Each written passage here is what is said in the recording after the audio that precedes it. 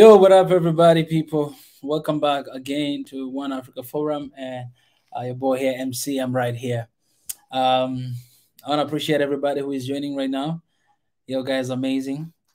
Coming back here whenever we go live, that means a lot. I want to appreciate everybody who is joining here, and as a sign, as a gesture of appreciation, I just want to mention your names a little bit. AA, what's up, One Africa? Amina, Africa Unite. Mohaliet,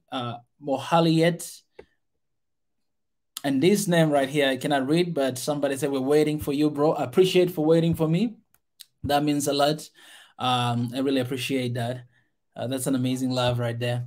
Elen Tesfaye and Mohalita again, and Sedi. Good morning. It's good evening here where I am. Sedi, Hapte again, Lydia. I remember these names. These are people they always hear like at the beginning of the stream. I remember your names. Zadi, Ethio, Melgetu, Fitsum Abraham. On this right here, I cannot read this name, but I appreciate you. Haptam Bala. Yes, Haptam. What's up, Haptam? Okay, those are, and then we have Caleb just right now. Hey. Yo, guys, appreciate you guys for joining here today. How are you guys doing? We had an amazing live session in the afternoon, and it was such an amazing time to be here together, to talk, to discuss, and to just to have a family time. You know what I'm saying? So I really appreciate for those who came here in the afternoon, and also I want to take this moment to appreciate the members of this family who are contributing every month. These are members, and I appreciate you guys for becoming a members. It means a lot. You guys are helping us. You're helping me to stand here and to come here to do what I'm doing right now. So I want to appreciate you guys, all of you. I appreciate so very much. Abata Kebede, this person just joined today, I think, because 0 day ago. So I appreciate for you and for your commitment. Let me just continue to appreciate different people. And for those who are members, you can check it out. There's a video that I already uploaded for only you, and that is the video related to it's like a gift to those members who have become a member. The Addis restaurant here in Dar es Salaam, here in Tanzania. I'll release this a little bit later. You know what I'm saying? Like, I just find the right time to release it because I don't want to release at this moment, because I feel like there's a lot of things that are going on, and I don't want to be disrespectful by releasing something that it's not really good for now. And that's why I'm not even doing reactions anymore right now. I know you guys, you got to know me through reactions, but some of you have known me through this live stream. That's amazing. But, hopefully we'll be able to come back later and do that when everything is fine. Yeah. And I want to appreciate, so for those who want to join and become a members of this family, this is how you guys can join. Let me see here. Let me share with you guys the link how you can join. So if you want to become a part of this family and become a member, support what we are doing here, this is how you can do it. And let me share with you guys a link, and feel free to go ahead and to do so.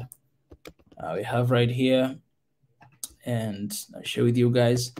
Thank you so much. Say, today I saw you in our national television. You saw me in national today? You're the first person to tell me, Addis Bekele. What was it all about? And if there's a link, please share with me. Addis Bekele. What happened there? What happened? So these are different things you can join with. DC, CC, siblings, SS, senior, and SNP. You can choose whatever you want, and you can join and become a member. Also, I want to take and put the link down here. Yes, I want to take opportunity to also thank guys. There's a lot of things. There's a lot of people to thank, man. This is not just a normal thing to do, but man, these people right here, you people out there, man, I gotta say this, man. You guys, you have no idea how I appreciate y'all. Hey, Rita in the house. Rita, welcome back. Rita, welcome back. This is one of the very dedicated Swahili Nation member here. So, guys, I'm not taking it for granted, man. That's why I'm taking my time to appreciate y'all. You cannot take for granted for things like this, man. You cannot take for granted. So, appreciate for all you're doing. And somebody there say that, oh, now you reach 5,000. I hope you're coming to Ethiopia soon. Man, I already made that promise, and we are making plans. We're making plans to come there. We want to make sure that everything is right, and we want to make sure that whenever we get there, then we'll have opportunity to sit down with all of y'all and have the One Africa Forum there. So we are coming. There's a lot of people give from outside. Most of these people, when I look at them, they're diaspora because we cannot really donate from home here. So today in the afternoon, I had an amazing live stream to talk to diaspora people, but I want to take this moment to appreciate diaspora. All right, because here in even Tanzania, people they cannot use GoFundMe, but you guys, you made this possible, and I want to take this moment to appreciate all the diaspora people right here. All right, all these guys, all these people right here, all these people right here. All right,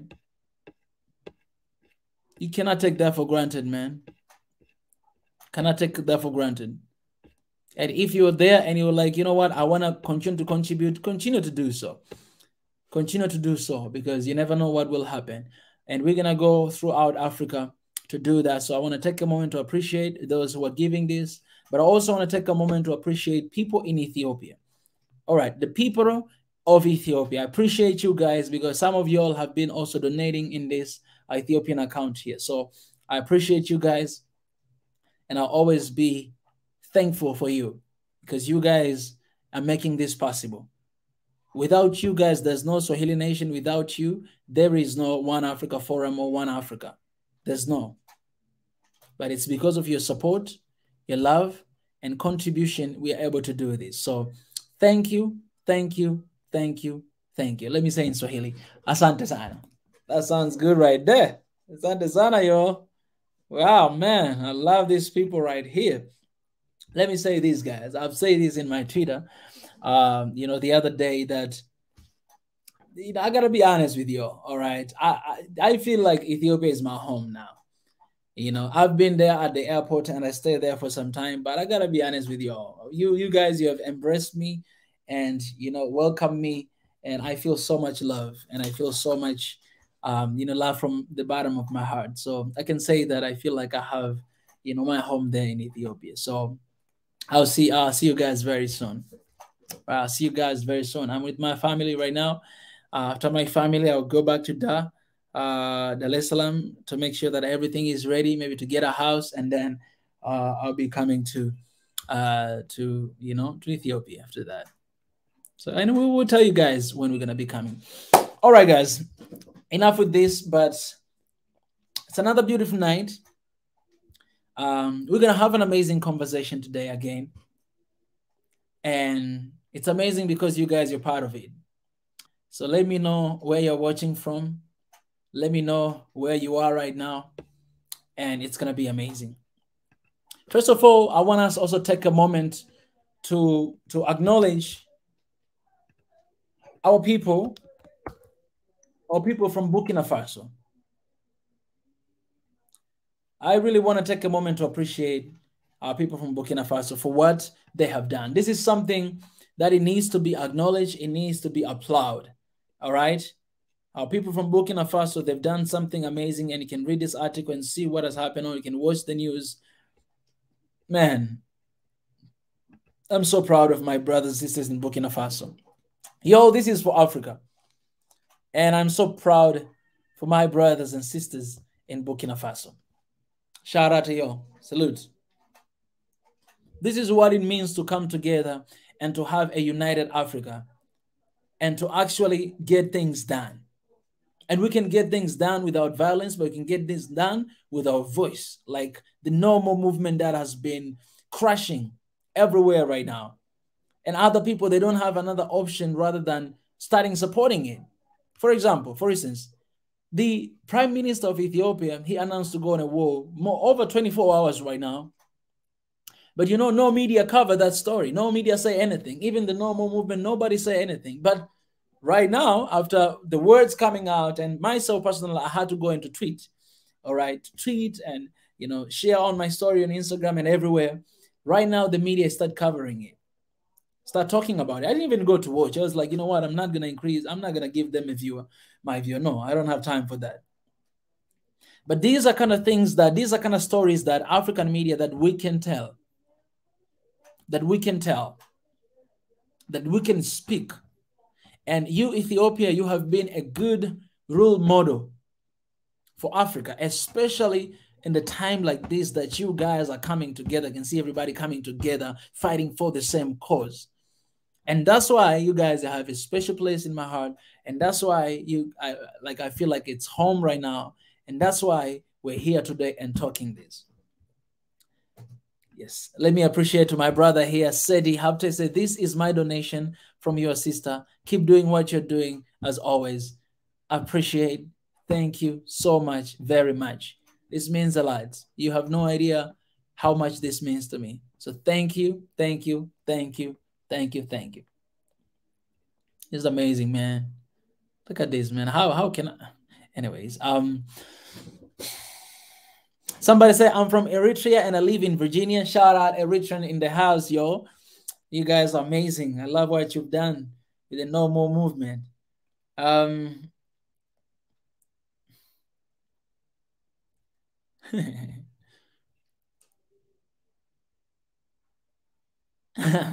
Rita, she says she will give me a citizenship of Ethiopia. Thank you, thank you, thank you. You know, as long as I'm Africa, I already have citizenship of every country. That's why it's ridiculous to wanting visa to go to your country or to another country there. It's ridiculous. We don't need visa. We don't need those things. Like just the fact that I'm African, it should be okay. The fact that I'm an African, it should be the reason for me to go everywhere in Africa. I was watching the video of Wodemaya the other day. He was not allowed to enter to Congo. I was like, is this Africa, you know? When are we going to change? When are we going to change? Africans, we don't need visa to go to another African country. How are we going to become one if we still need visa to go to different countries? And those are kind of restrictions that our countries, our nations can ease up. Take them down. Give even them visa on arrival. Do that. But don't, oh, you have to apply for visa before you go. You are African country, for God's sake. Let me tell you this right now. For Tanzania and which country I can go. Let me see here.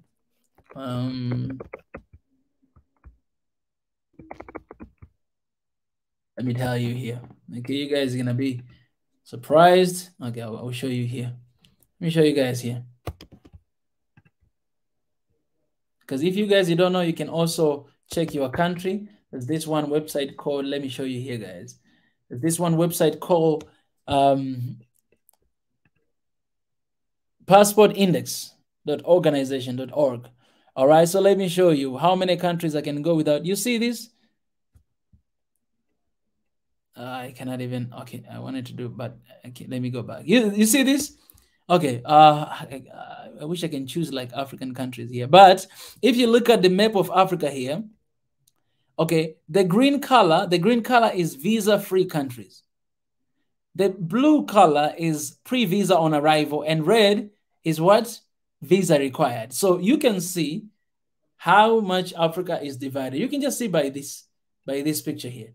So you can see my country, if I go to this country down here, I don't need visa. All these countries. Right here, I don't need visa. These and these Tanzanians, we don't need visa. And even here, this Ghana, I don't need visa. Benin, I don't need visa. Guinea, I don't need visa. This yellow, I don't know what is yellow now. All right. And this is green, I don't need visa. Blue, it's visa on arrival. All right. Congo, all this country, okay, it's okay to have visa on arrival. And this yellow, red right here, you see this, North Africa? It's a place where I need visa. And a lot of our countries from sub-Saharan countries, they need visa to go here. It's like isolated. It's like, it's not Africa at all. This is what has to change first and foremost. This has to change. All right, you guys can look at your countries, you know, this passport index. So you can see here, the passport, like how many, you can see all these countries, all this. If I just choose green, all right, let me choose just green. I choose green here. So these are countries that I don't need visa. You know, if I'll name them, Bahamas, Antigua, Bangladesh, Barbados, Belize, Benin, Botswana, Burundi, Dominica, Ecuador, Eswatini, Fiji, Gambia, Ghana, Grenada, Guinea, Haiti, Hong Kong, Kenya, Lesotho, Malawi, Mauritius, Mozambique, Namibia, Rwanda, St. Kitts and Nevis. There's a lot of what is that? The islands here. St. Lucia, and then South Africa, St. Vincent, Uganda, Zambia, Zimbabwe. These are countries that I don't need visa to go. See that? So even you, my brothers and sisters from Ethiopia, I think I need something. All right, pre-visa on arrival. So this one is pre-visa on arrival. Visa on arrival. Oh, or internet visa. Angola, Bolivia, Cambodia, Cape Verde, and some countries of Africa. You can see Congo, Ethiopia. So Ethiopia said visa on arrival. Okay, e-visa on 90 days. Okay, so that's good. That means I can leave anytime to go to Ethiopia and I'll get visa on arrival. You know what I'm saying? So that's a good sign right there. Oh, Ethiopia. Okay, we have Gabon here, Guinea-Bissau. Okay, all these countries. Nigeria, pre-visa on arrival. Senegal, all right, that's Africa. Somalia, visa on arrival. That's good. South Sudan, visa on arrival. All right, I'm coming for y'all because those are the countries that, we might be starting with, And then okay, anyways. Cote d'Ivoire, pre-enrollment. So I need to reach, and then visa required at those countries right there. Let me see which, okay, I already show you guys African countries that I need visa. All right, you can check your countries there and you can see. But anyways, that's where we need to start with right now. We need to allow the free movement of people from one country to another country. That's kind of one Africa that we need.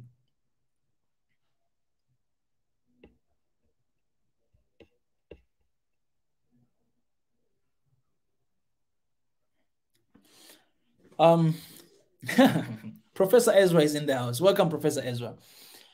So Professor Ezra, in the afternoon session, yesterday, Professor Ezra shared with me some articles and some things that, yesterday we spoke about that we're going to be coming here and talk about Burkina Faso.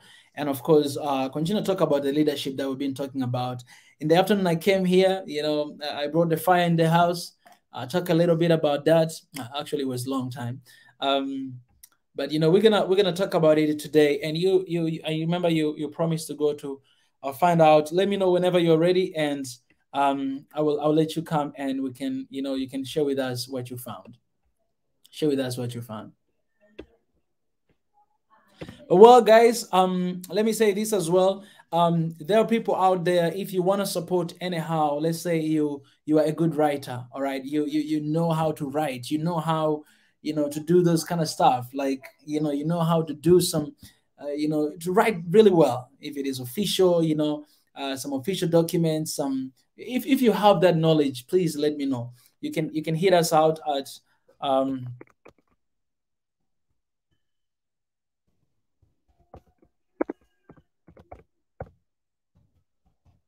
can hit us out here at oneafricaofficial@gmail.com. You can hit us there.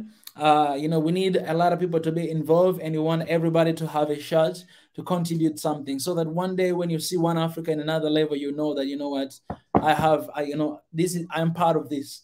I am part of this. So I want to involve everybody to be right here and to to feel like this is your place and you can do it.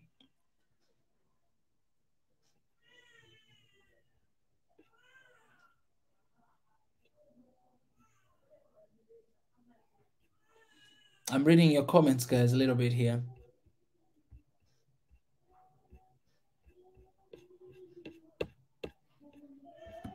Before coming here, all right, I just remember. Seti Habe, he said, God is turning to our face now. All we need to be is united. He just reminded that I didn't pray to open this session. All right, I'll have a moment of prayer and then we can move on. God, I thank you for today. Thank you for One Africa. Thank you for Swahili Nation. Thank you for everybody who is joining right now and coming in.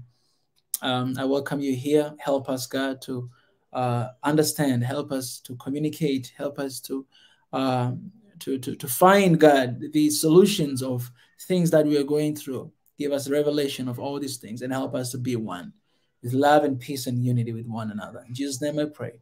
Amen. Amen.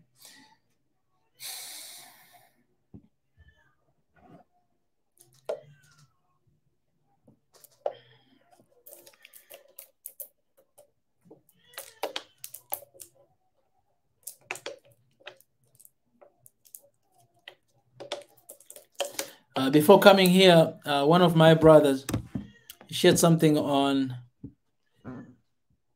He shared something on WhatsApp. It's pretty much the other news that I don't want to say it's here, the news, because I don't want to, if you haven't seen that, then, people, usually when they see things like this, they're scared.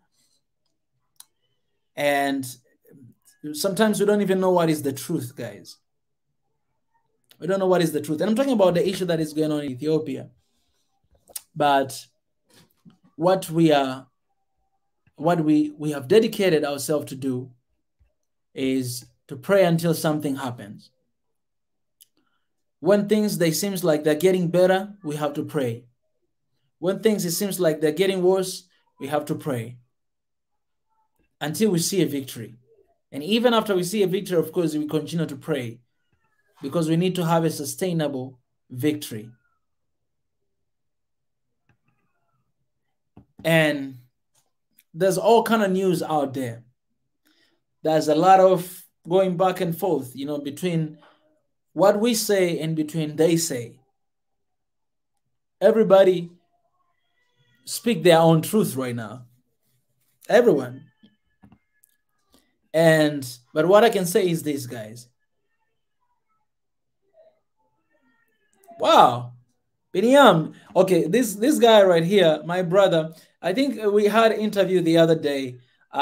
He's a Tigrayan brother, and he's the one that I had an interview with. He's gonna share with me some clips. He's in Las Vegas right now in protest. Okay, let me put you in. Can you come in right now? Let me put you in. Let me put you in, all right? They're in Las Vegas right now protesting. Come in, Beni Yam Tibri Sadik, all right? Come in right now, all right? Yes. We'll have appreciate, man. You're gonna have you need to be like who can say one Africa journalist, all right? To share with us what's going on. So when you come in, let us know what's going on. Give us the news and let's march together. All right, we are together in this one. Come on, somebody.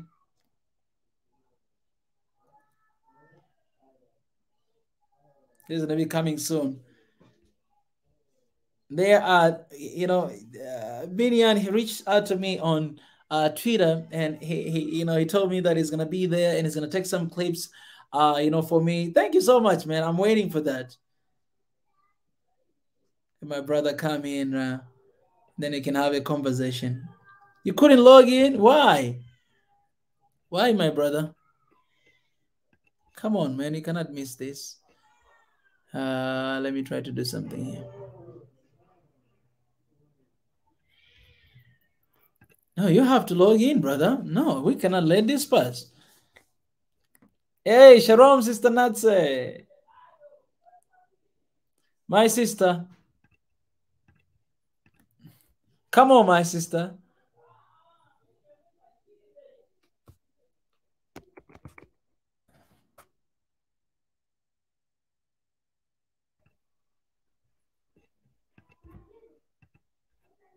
Okay, let me see something here.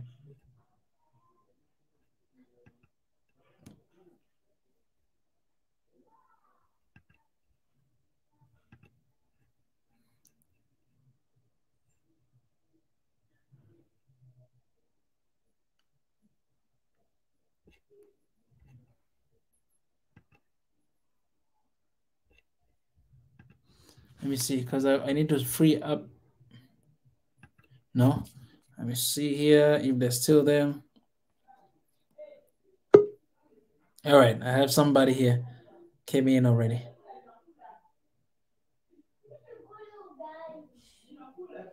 Okay. Oh, my sister Nets.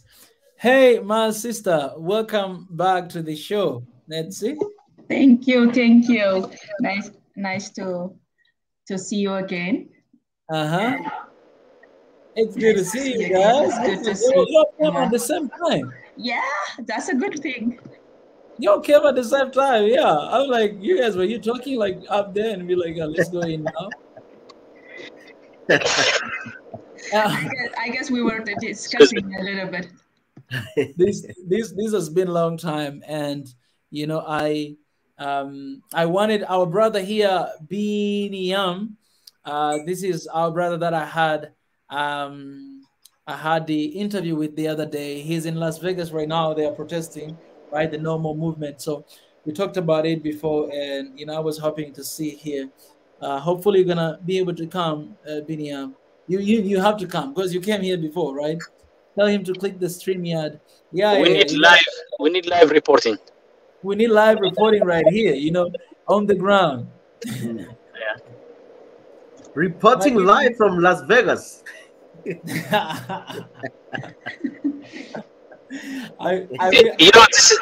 we are in the era of crowdsourcing. Yes. They call it the new world order. From the ground up. So. Wow. I realized that Ezra, Pastor Ezra, he has another talent that most of y'all don't know. That Ezra, he has a talent of imitating people's voice. So Ezra, We gotta see this. We gotta see this. We gotta hear it. Ezra, you have to imitate. You can start imitating me. Yo, Mika. Now that just comes up, you know. It's not something that I have to plan and whatnot, you know.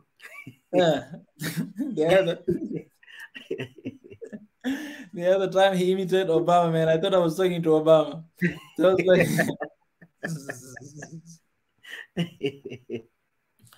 yeah. So my sister, how are you? I'm okay. I'm doing good. Anything you want to share today? Yeah, actually, let me say something quick and run. I still have to go.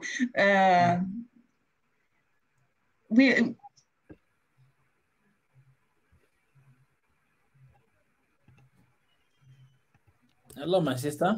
Oh, I was talking long and I didn't know I was muted. So, just give me a second. Okay. Okay. It was just a noise background. Sorry. The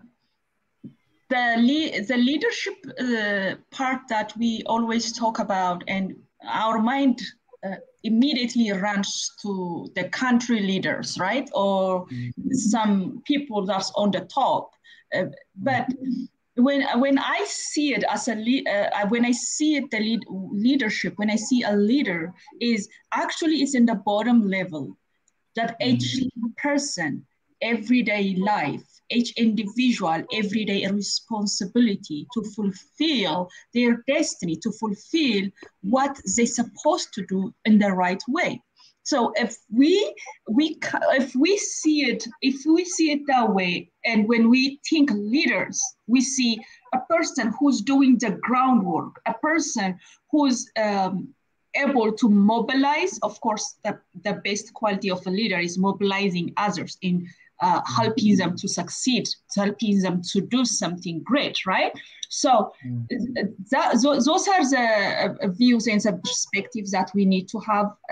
That's how I see it. And also, when we see our leaders in Africa, we see our leaders in different parts of the world, you see, not everywhere, but you see most of the time in Africa, you see that lack of looking, it is me who is responsible, whether to keep the person who's sitting on the office, to keep him in charge, to keep him responsible, accountable, to question him and to push him to do what is right.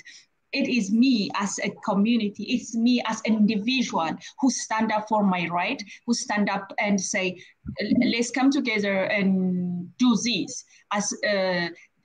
if we bring leadership in ground level, I think it will help each and every one of us to come together as a community, to come together as a family, to come together as a country, and to help the people who are in position to do what is right, to force them to do what is right, to put them in an accountable manner. But if individuals say, "Oh, he is the one who's leading. That is his responsibility," that person could be one leading the whole country. That person could be those people might be like only 500 people who's leading 100 million people. And those people will miss the track. But every individual take responsibility to be who they are, a leader. I think it will help them. It will help the people who are sitting on the position, who's taking the chair at the time, at the moment, to do what is right, because the people won't let them go shortcut ways, right? They challenge them. They know their responsibility. They fulfill it. Like if I am in Ethiopia and working, I pay my taxes, then I stand up and say, I am leading, I am responsible, this is my country, and if I pay you my tax, you are responsible to do what is right for my community. You are responsible to fulfill certain things that I expect you to do. That's why I put you there. Do you get me? I don't know. Yeah. So we do get you clearly. I have no contention on that. Thank you so much, Nasi. Yeah, so that's one of the things that we need to advocate, because every time leaders come up in people's mind, it's only certain people in certain position. But no, each individual is a leader for your personal life. The way you act, the way you make a decision, the way you speak reveals the result for tomorrow in your life, right? And each person decision comes as a group decision. Then the group decisions comes as a community decision. So those are the things that we need to see, and we need to really encourage people and bring them to the point that they will see, like, it's my responsibility. Protecting my country is my responsibility. At the same time, protecting my neighbor is my responsibility. I am the leader for this neighborhood. I am the responsible person for this community. I am responsible for my home, right? So absolutely. These are the things that we see. And thank you for letting me in, and thank you for my... Nati, before you go, do you have a minute? Okay, yes. So I was doing a lecture this weekend with students in Dredwa, Bahadar, Jimma, and the class I gave was leadership imperatives. Mm-hmm. So I did a lot of studying, preparing for it. Mm-hmm. And as if you attended that session, because I had to study and read about it, okay, to understand it, right? But here you are just really like deeply, not just intellectually, but even like emotionally really connected to the notion of leadership. It's such a very, so unambiguous the way you explained it. And then, so there I found that they called empathy and connection is one of the imperatives. Empathy, that means being able to see and be in the shoes of other people. And connection is the leader has to be able to connect different elements of the people that you are supposed to lead. So judgment and decision making is another thing that you talk about. So it's amazing, like you just rolling them out. So I really, really thank so much. We're gonna do everything we can to make sure that this idea that you just planted is gonna be watered, nurtured, and pushed forward hard. And I'm committed to that for you. Thank you. I know you're not gonna do it, but I'm gonna continue to take this line of ideas that you just planted and nurture it throughout the next few hours in the conversation, okay?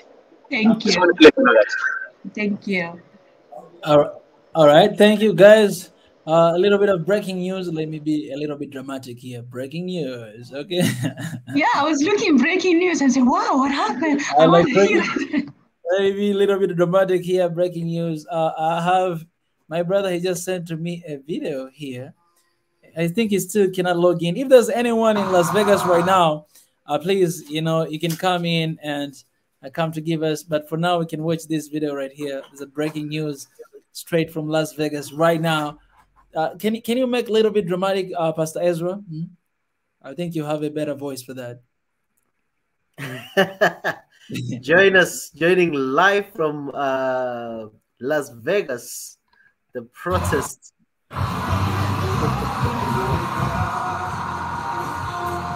That's Las Vegas right now, man. Oh, they have some what is that? Ethiopian music. Hey, they're right there right now. It's amazing, man. They are standing. They are standing in front of a federal building. Actually, that's it. The emblem you saw, that is a federal building. That's a U.S. federal government building. Dang, that's it. Let me put this here. Oh my God, that's a lot of people. That's a lot of people right there. Look at that. Let me mute a little bit of voice. Dang, that's a lot of people right there, man. See that symbol, that emblem? That is the emblem that you need to pay attention to. That's the federal government. Dang. And this video is good. Man, this guy, come on, man. Man, you still cannot, man, this guy is having hard time to log in. Biniam, just take even, you can take even the phone of somebody else there, you know what I'm saying? Tell them, hey, it's for a good cause, it's for Africa. You know, you remember when Jesus, he was going to another town, he would go and take he takes some stuff, he'll take some donkey, and he'll be like, this is for the good cause. So you can go ahead and do that there. For the good cause. This is beautiful. This is beautiful. This is beautiful. Ebenezer, Dr. Ebenezer, welcome to the show, brother. Thank you. How are you guys holding up? Man. Pretty good, man. Just How chilling is here. Isra doing? How is Isra, the other Isra, doing? How are you all doing? And we are all doing good. Thank you. We're all doing good. Thank you, Ebenezer, for sharing that document. What an incredible document they shared. I appreciate that. I'm still working on it. Yes. I'm not finished yet, so I'll keep working. That's good. It's a draft. I can tell it's a draft, but all the major points are there. All the key points are there. So we just need to we'll work together. We will help you in the best way we can. You know? Oh, I would love that. I really need opinions, what to put, what not to put. Yes. We really need to work on this. Mm-hmm. So this is where again? This is where's that? Las Vegas right now. Las Vegas. Yeah, it's right now, man. It's happening there. This is beautiful. Yeah, it's interesting. Sometimes I had the the worst conversation with a Dutch national recently. Yesterday, he was telling me that 1,000% that their embassy assured them that Ethiopia and the capital of Addis Ababa will be attacked by a terrorist group. So they need to leave now, And they're given 1 week notice so that they need to leave Ethiopia and go home. Then Ethiopia is going to fall, and there's no hope. Ebenezer, can I urge you something? Can I urge you something? When somebody said 1,000%, right away they're wrong. There's nothing like 1,000%. I know, but really irritated. No. Be pissed off. And I say, to me, it's a boom. It's a welcome. It's a welcome news. We are getting rid of the riffraffs. All these agents of imperialism, this is the way we get rid of them. I'm glad that this is happening. So, it doesn't bother me anymore. I'm done with being bothered and not being afraid anymore. So I just want you to have the courage. I wanted to encourage you to feel the way I'm feeling, which is, okay. Hopefully that helps a little bit. Oh, yeah, it helps. It actually helps. I mean, I understand their standing point, but what I don't understand is, yesterday actually it opened up my eyes. Lots of things opened up, and I was really clear now. We really need to work on the youth. We really need to work on empowering African youth into, developing our own system, into developing our continent together with different knowledge that we have acquired.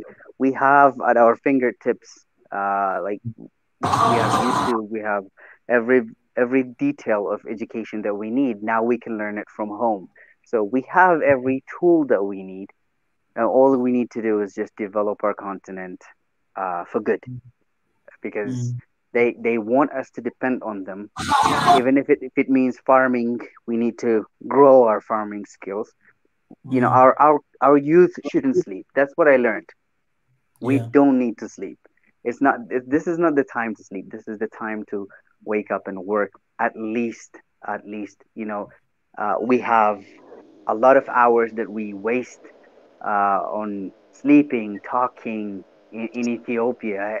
Anyone, like nobody works extra things. We need to start working our asses off, and then we need to grow our country. We need to grow anything that we can. That's what I learned. Ebenezer, it's incredible. Let me, this is as somebody who's worked on education, educating, like the education that humanizes, what I call education that humanizes, what I've learned, and on a personal level, also on of course, a community level, is that change is painful. Mm-hmm.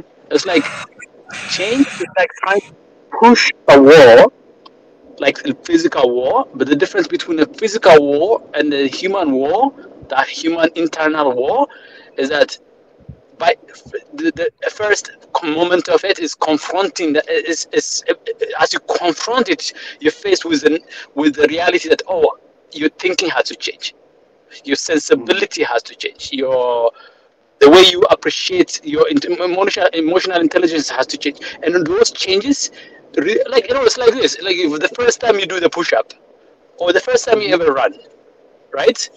That body pain, but the body is telling you, I'm growing muscles, but give me some moments. But I'm growing muscle, but it's gonna take me a while to catch up. That's the body telling you that. The same with the brain. That ideas you've never thought. Like I hear somebody say something interesting yesterday, for example, like Ezra was talking about Thabo Mbeki. Okay, not Thabo Mbeki. Sorry, not Thabo Mbeki. Zuma. I had an inclination. There's some kind of like falsehood there, but I never knew the extent, the depth of the knowledge I needed. And it really challenged me to rethink about how I thought about Zuma for a long time. And it was like in my mind, I felt like kind of like that tiny amount of pain, but it's not huge. But so I'm just giving you that sense change. So what Ethiopia is going through that change. What Africa is going through that. If you go through this change where youth are awakened, the first step of it is painful. Of course. And I think yesterday Nathaniel also was pointing that we should be comfortable with dealing with our pain, not just with the notion of peace and love, all these goody-dovey things, but also with the subtlety of change that are like really sometimes not easy to accommodate and appreciate, because it requires your mind to really break down what you've always believed was a safe place to think. It requires your emotional barriers to be, So this is what Ethiopia is going through, that change. Africa is going through that change, and we are seeing the manifestation of it in a very painful way. Yeah, and it's okay. It should be okay. True. As a medical person, I also understand that pain is caused by a histamine, a hormone that is produced in our body. When you're hit by something, you feel pain. It gets swollen. That's the process of healing. Actually, many of us think it's just pain and it's hurting. So, but the process happens in the body by producing a hormone called histamine, and that histamine, that whenever you take anti-pain, you're actually slowing down the healing process. So the pain is actually healing. So even from medical perspective, pain actually heals. Wow. This is like this. I mean, like it's always nice to be getting these data points, like real, like evidence, empirical evidence to really back up. And I've always believed this is the case. So yeah, thank you so much for Yeah. that. I really appreciate that. It's okay.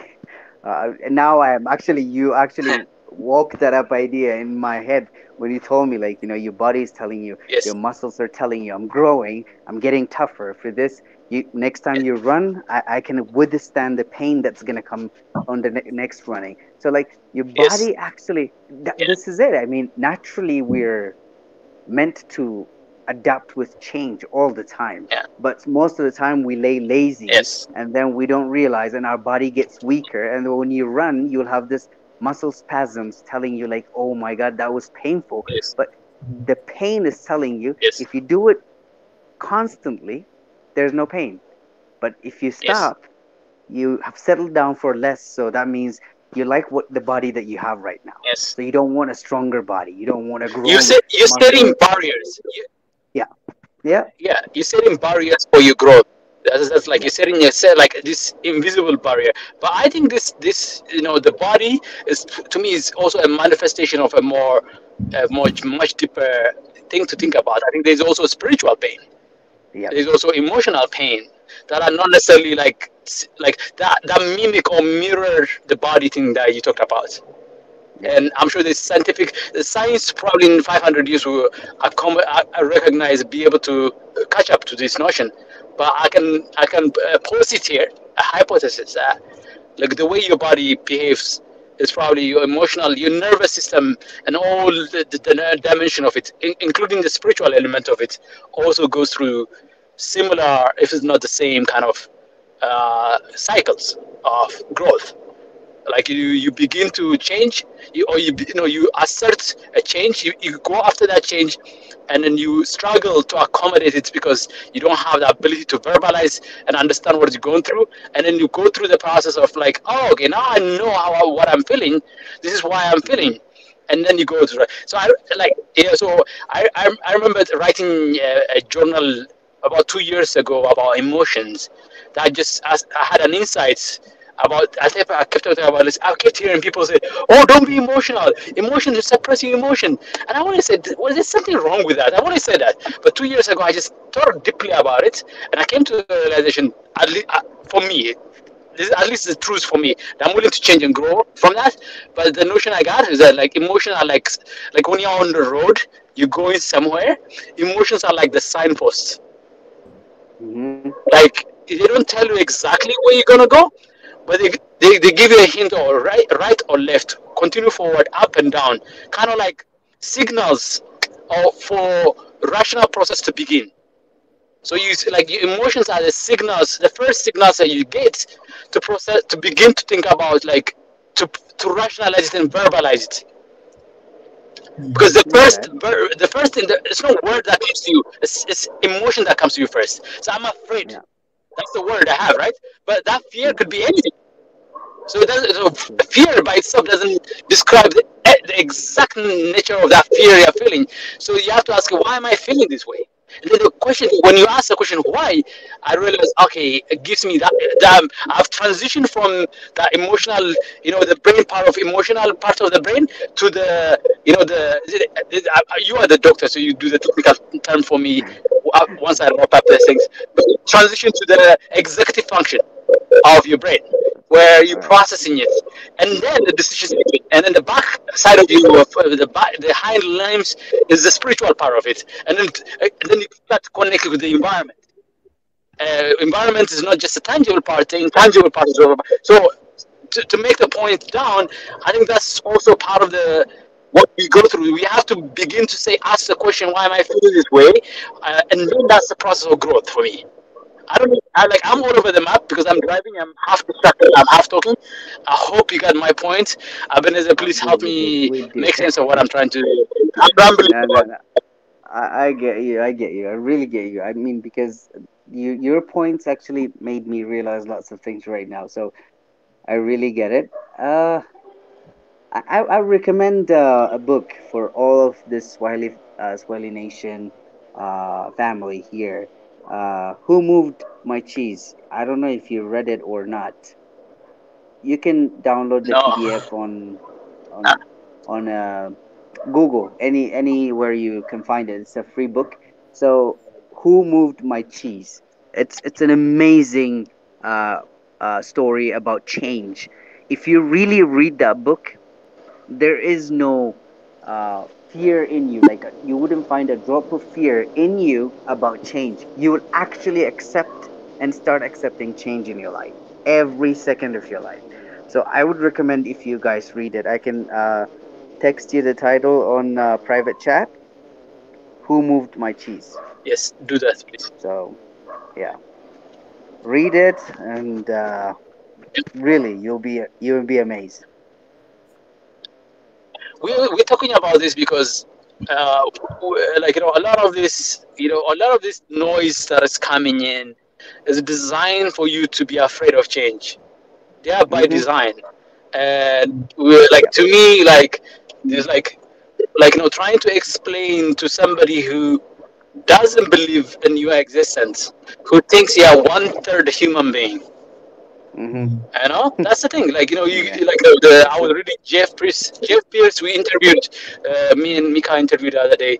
He like he was just breaking it down this in a news article today where they found this Zoom session, and like I took away from all this thing that they're saying. It's not just a word, but their tone and the way they just it gives you an indication how they see you.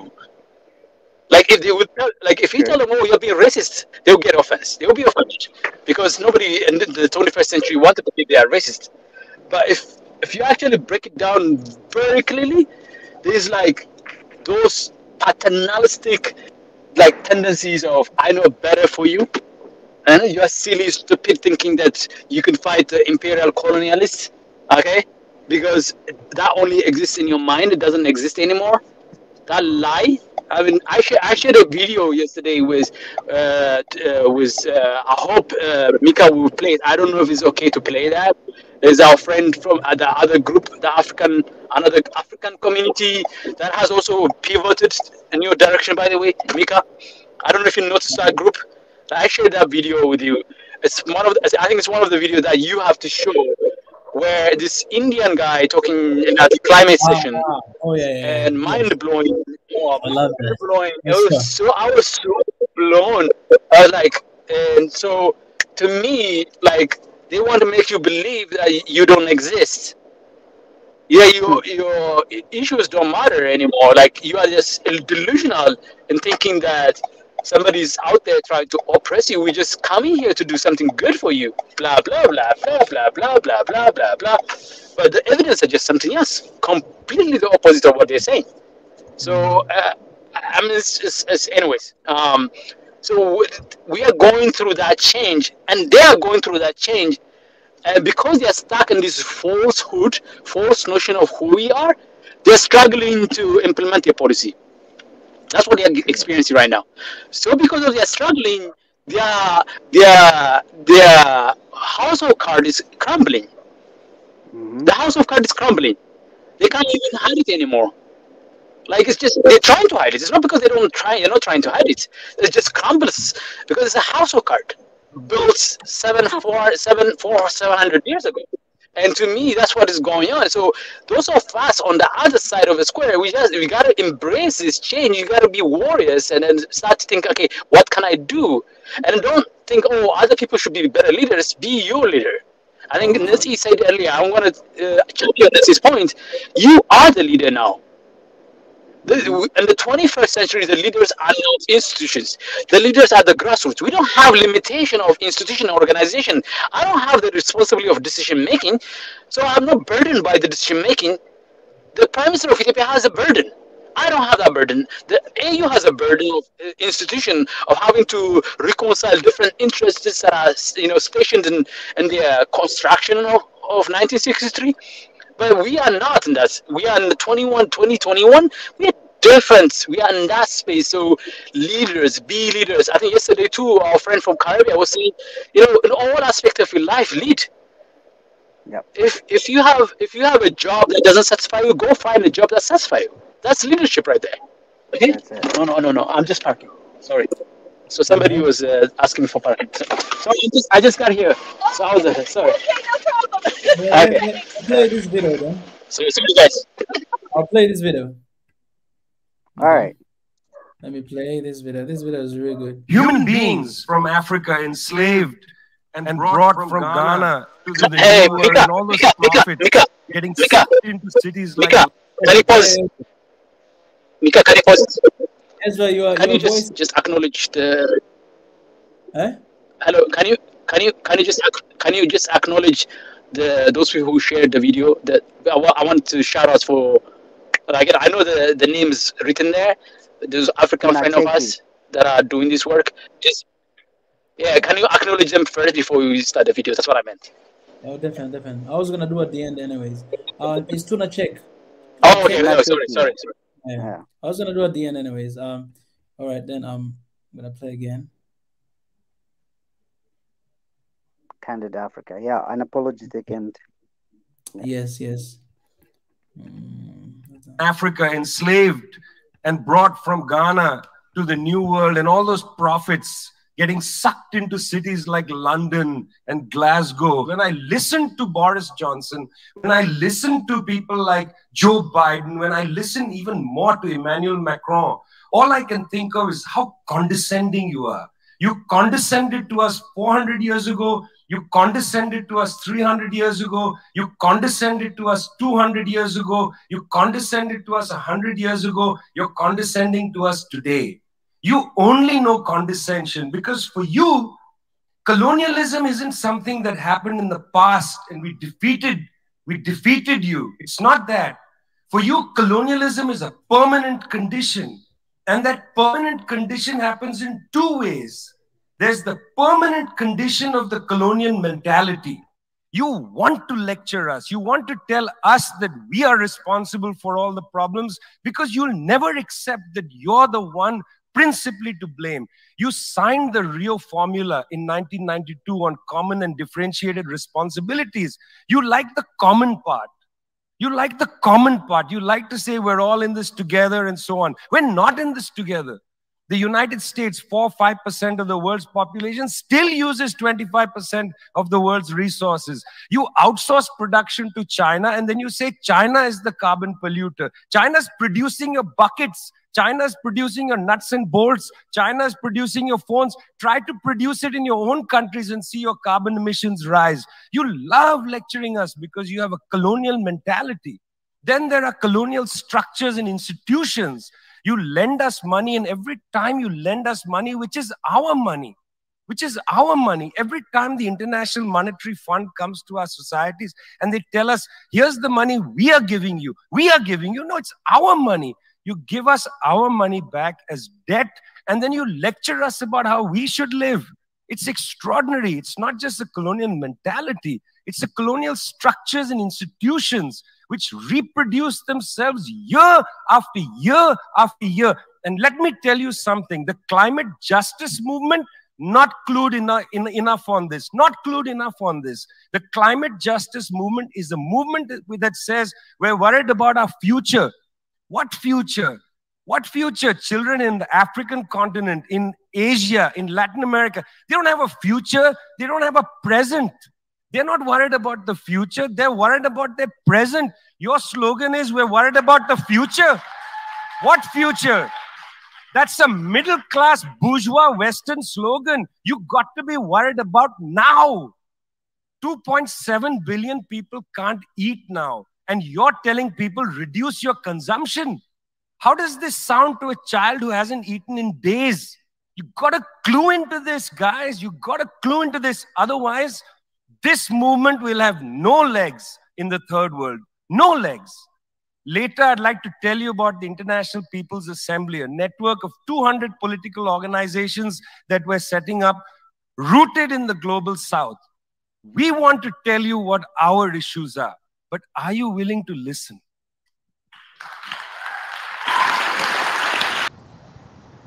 Okay, by the way, he's not I mean, anybody out there, you think he's lying? Is he lying? Is he exaggerating? He's No, not. I mean, no, no, no. He you know, just his he emotion just might laid out the make it sound. facts. Yeah. I mean, that's what we're dealing with. And I think we need to begin to think about, like, as we develop ourselves, you need to think, well, how do I link up myself to these organizations out there? They are available for you to join them and to support them, to volunteer and to participate. And to me, this is a winning vision right there. Let's solve the problems that we have right now. I don't know, Mika, are you okay? Yeah, Oh, I'm okay. just Oh, thinking about that. okay. I mean, it's profound. It is profound. It really pisses me off when people are out there trying to explain to those people who are telling you you don't have truth when you have a truth. I mean, it really, like, I'm more and more angry, not just at them. I'm angry at our side that we have to explain ourselves anymore. We don't have to explain ourselves anymore. They are not running the world competently. I've said this over and over again. They are not coming from competence and knowledge and skills. They are coming from knowledge of subjugations, exploitations, and they are putting our planet in such a peril. This is a peril that we are living with, and let's do something about it. And today, don't expect your government to do something about it. Don't expect unify, because unity between you and me, the unity is only a 1 degree separation. It's a 1 degree separation. Just come and attend, like, share, be members. If you have the resources, subscribe and be members, and spread the word. Do something about it. Go and feed somebody else who doesn't have the ability to feed themselves. Go and volunteer, and take your classes seriously. Take your work seriously. If you are doing something, think of it as you are part of that unity of changing the paradigm that we are in the world. And on the other side of the flip script, they are scrambling to maintain a dead body, a dead idea. They are in that space, and then don't expect them to get over it. Like I said yesterday, Paulo Freire of the Brazilian, he wrote in his Pedagogy of the Oppressed, he outlines the reason and rationale for this claim. He says the only person that can liberate the oppressor is the oppressed. Don't liberate the oppressor. Don't liberate the oppressed to become an oppressor. Because there's also a danger of being an oppressed and then next being an oppressor. So liberate yourself, but you're not just liberating yourself. You're liberating this hack, these stooges of no clue, the clueless stooges that are out there trying to perpetuate a flawed and broken system. Thank you. Yeah. And also, Ezra, do you mind to share? You send this video to me, and you told me that I don't. You told me something like, "Don't get pissed," right? But that's what exactly I got. And that was the motivation for the live stream I did in the afternoon. It was like you put a gasoline in the fire, and and you wake up something inside of me that, oh my goodness, I need to go ahead and to talk about this. But yesterday, remember, I want to give you an opportunity as well to share a little bit that you found in Burkina Faso. Okay, so I found out one of those people, his name, I found him on Facebook. So I've sent him a message. I've sent him a message. Just give me a second. Can you hold a little bit? Let me do my parking. Car parking. So pay for my park. Car park. There's a guy here trying to charge me $85. So I want to make sure that I don't pay for that. I would rather give you the $85 than give it to somebody else. So okay, I'll come back. Just give me a second, guys. I'll come back in a minute. Sure. Yeah, so I think because of that, in the afternoon, I shared a little bit about Burkina Faso, but I know, Professor Ezra is going to be here and sharing with us. Pastor Ezra. His Excellency. His Excellency, are you there? I here. texted. I'm here. I'm here. I'm here. I'm I here. texted you in the private chat. Did you see that? Yeah. I saw that. I saw that. I saw that. I saw that. Yeah. Mm-hmm. Yeah, that's I wonder if that the guy who's in Las Vegas is gonna join us or send us more clips. He actually sent to me 3 of them, so I want to put them maybe together and show them there.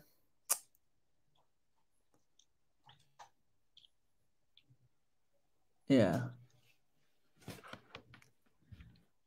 And there's this other video as well that is kind of linked to some of these things about what that other guy was saying there, the guy from India, about climate change and how they're trying to impose all these policies on developing nations while they've created all this monster of different carbon stuff that are happening, you know.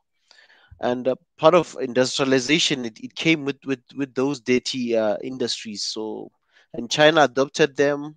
They were needed to take their people out of poverty, and it came at a cost in terms of not having good fresh air.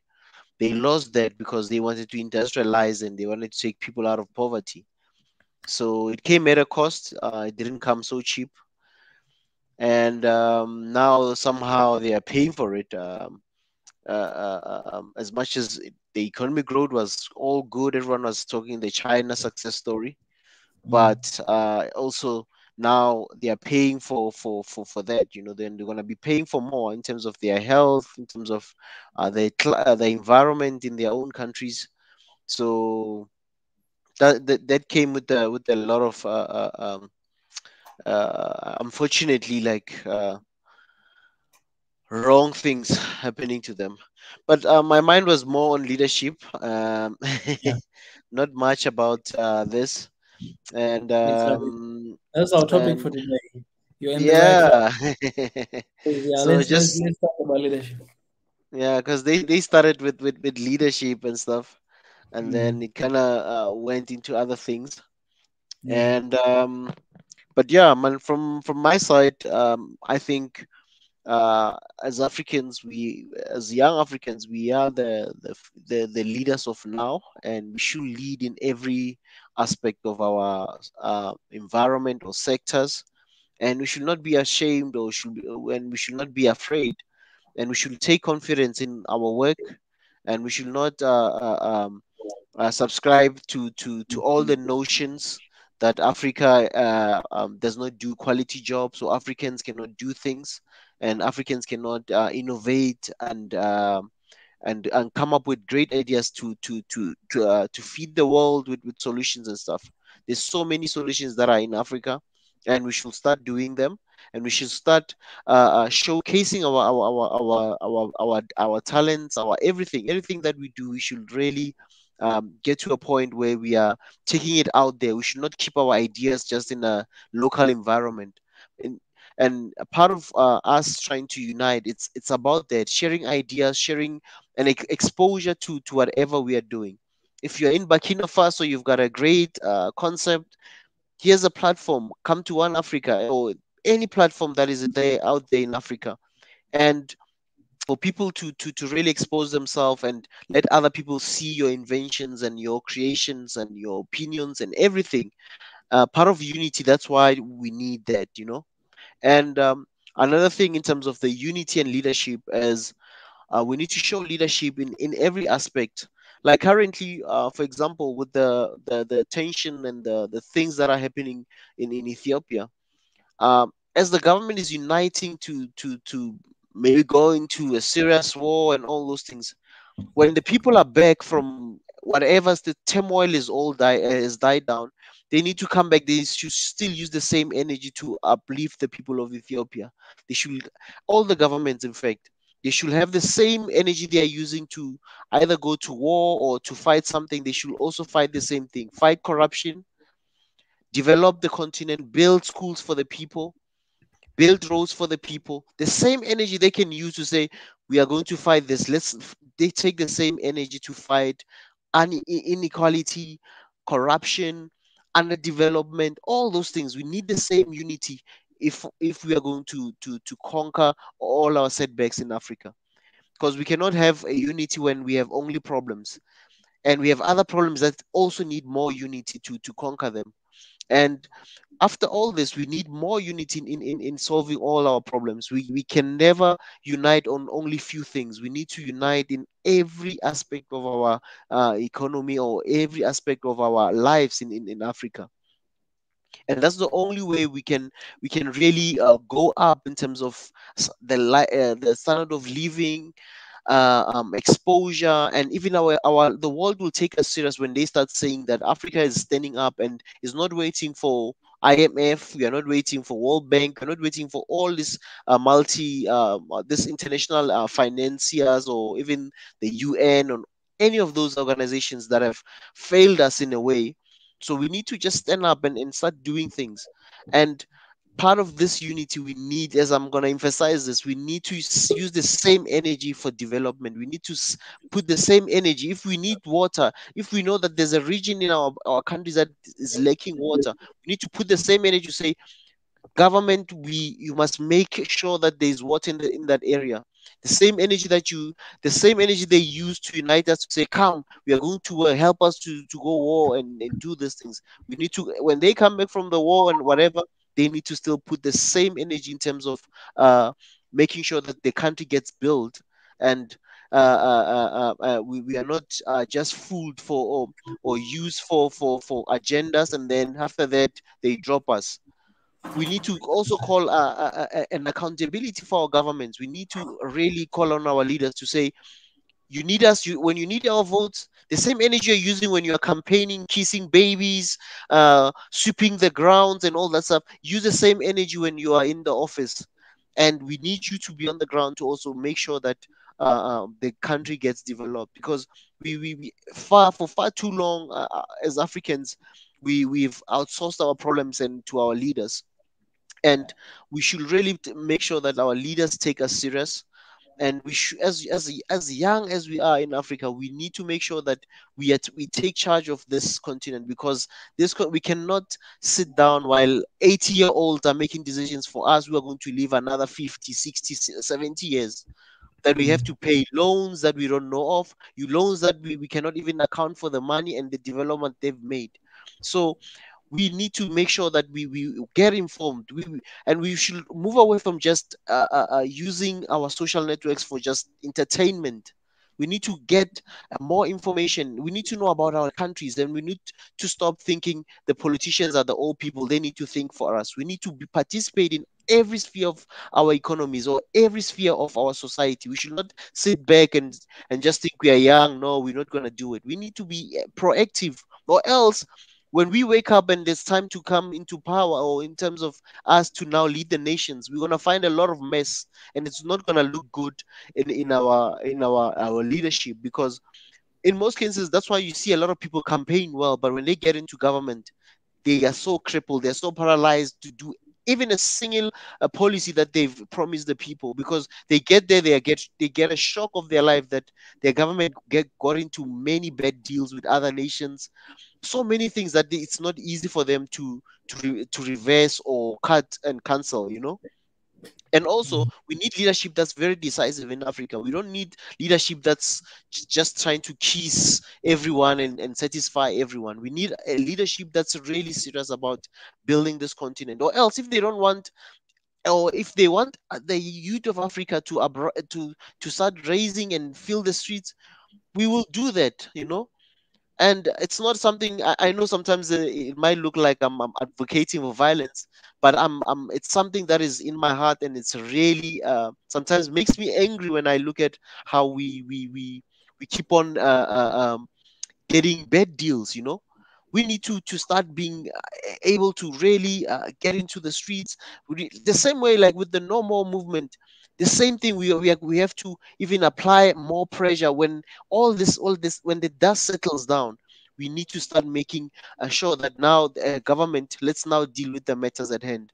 How many schools are you building? How many things are you promising? Do you need us to come and help you? We are here as manpower. So all those things we need to really hold them accountable and be participants of.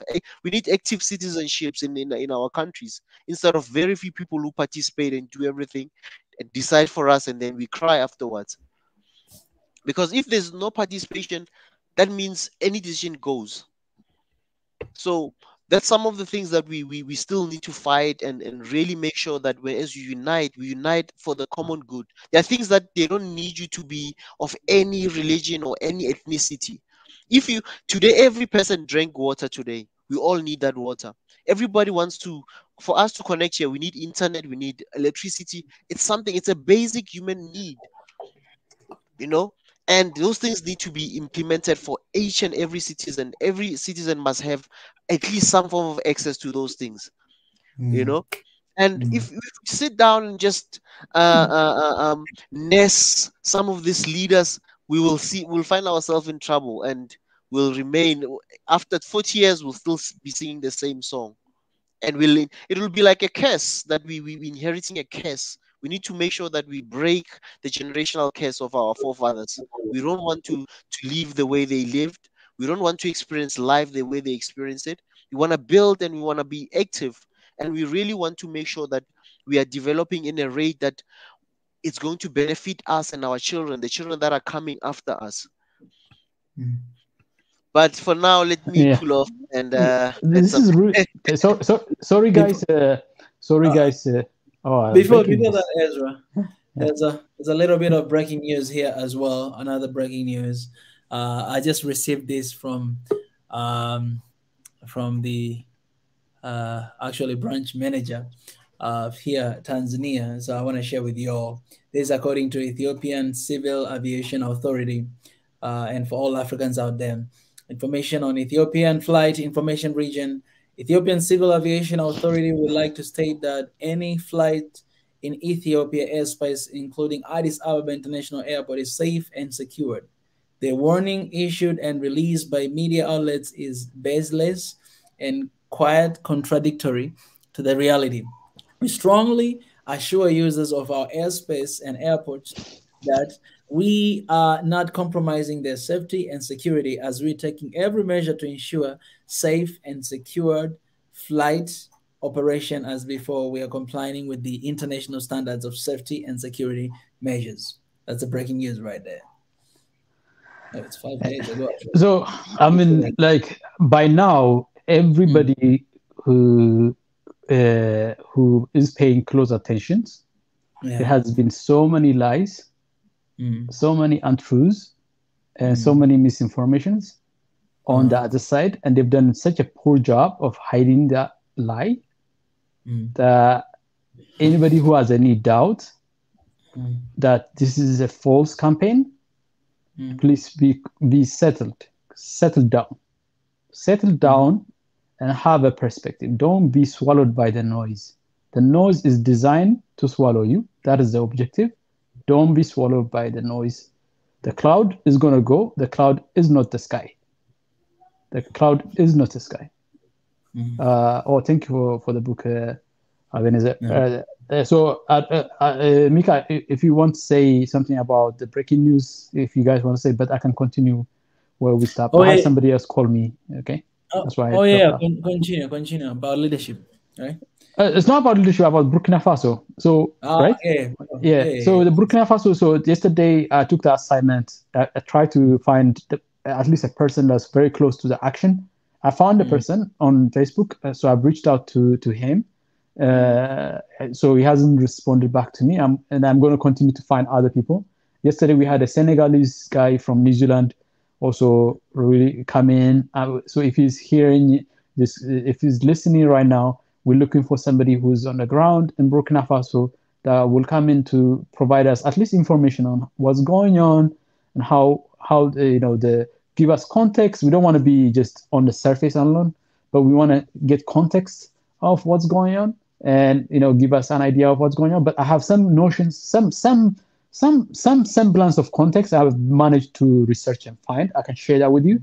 But it's always better when you have somebody on the ground, like you have Las Vegas, somebody on the ground who is a journalist, a people's journalist, a citizen's journalist, giving you something. We want citizen journalists to come to us.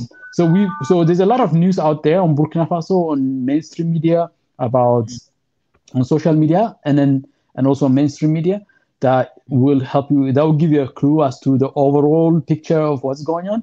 But the specific things I'm noticing and I'm realizing is that the Burkinabes are not.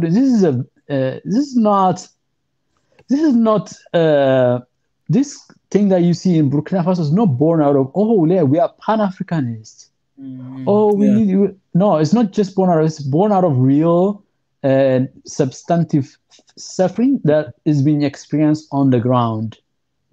That the citizens of Burkina Faso and Mali are experiencing on the ground is born out of that. Like, death and destruction being carried out in the name of fighting terrorism, but only exasperating terrorism.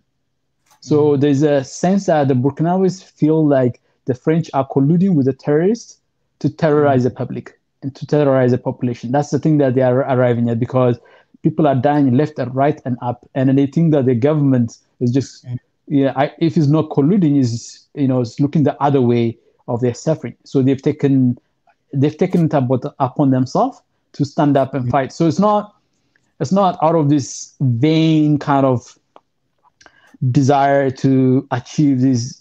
Oh, let's go out there and fight for Pan-Africanism. Ethiopia is fighting. Let's join. That's not what it is. It's born out of really painful experience that on the ground Burkinabes are facing. Not just the economic things, but the real immediate danger of the lives and livelihoods of a lot of Burkinabes, and particularly in the northern part of Burkinabes.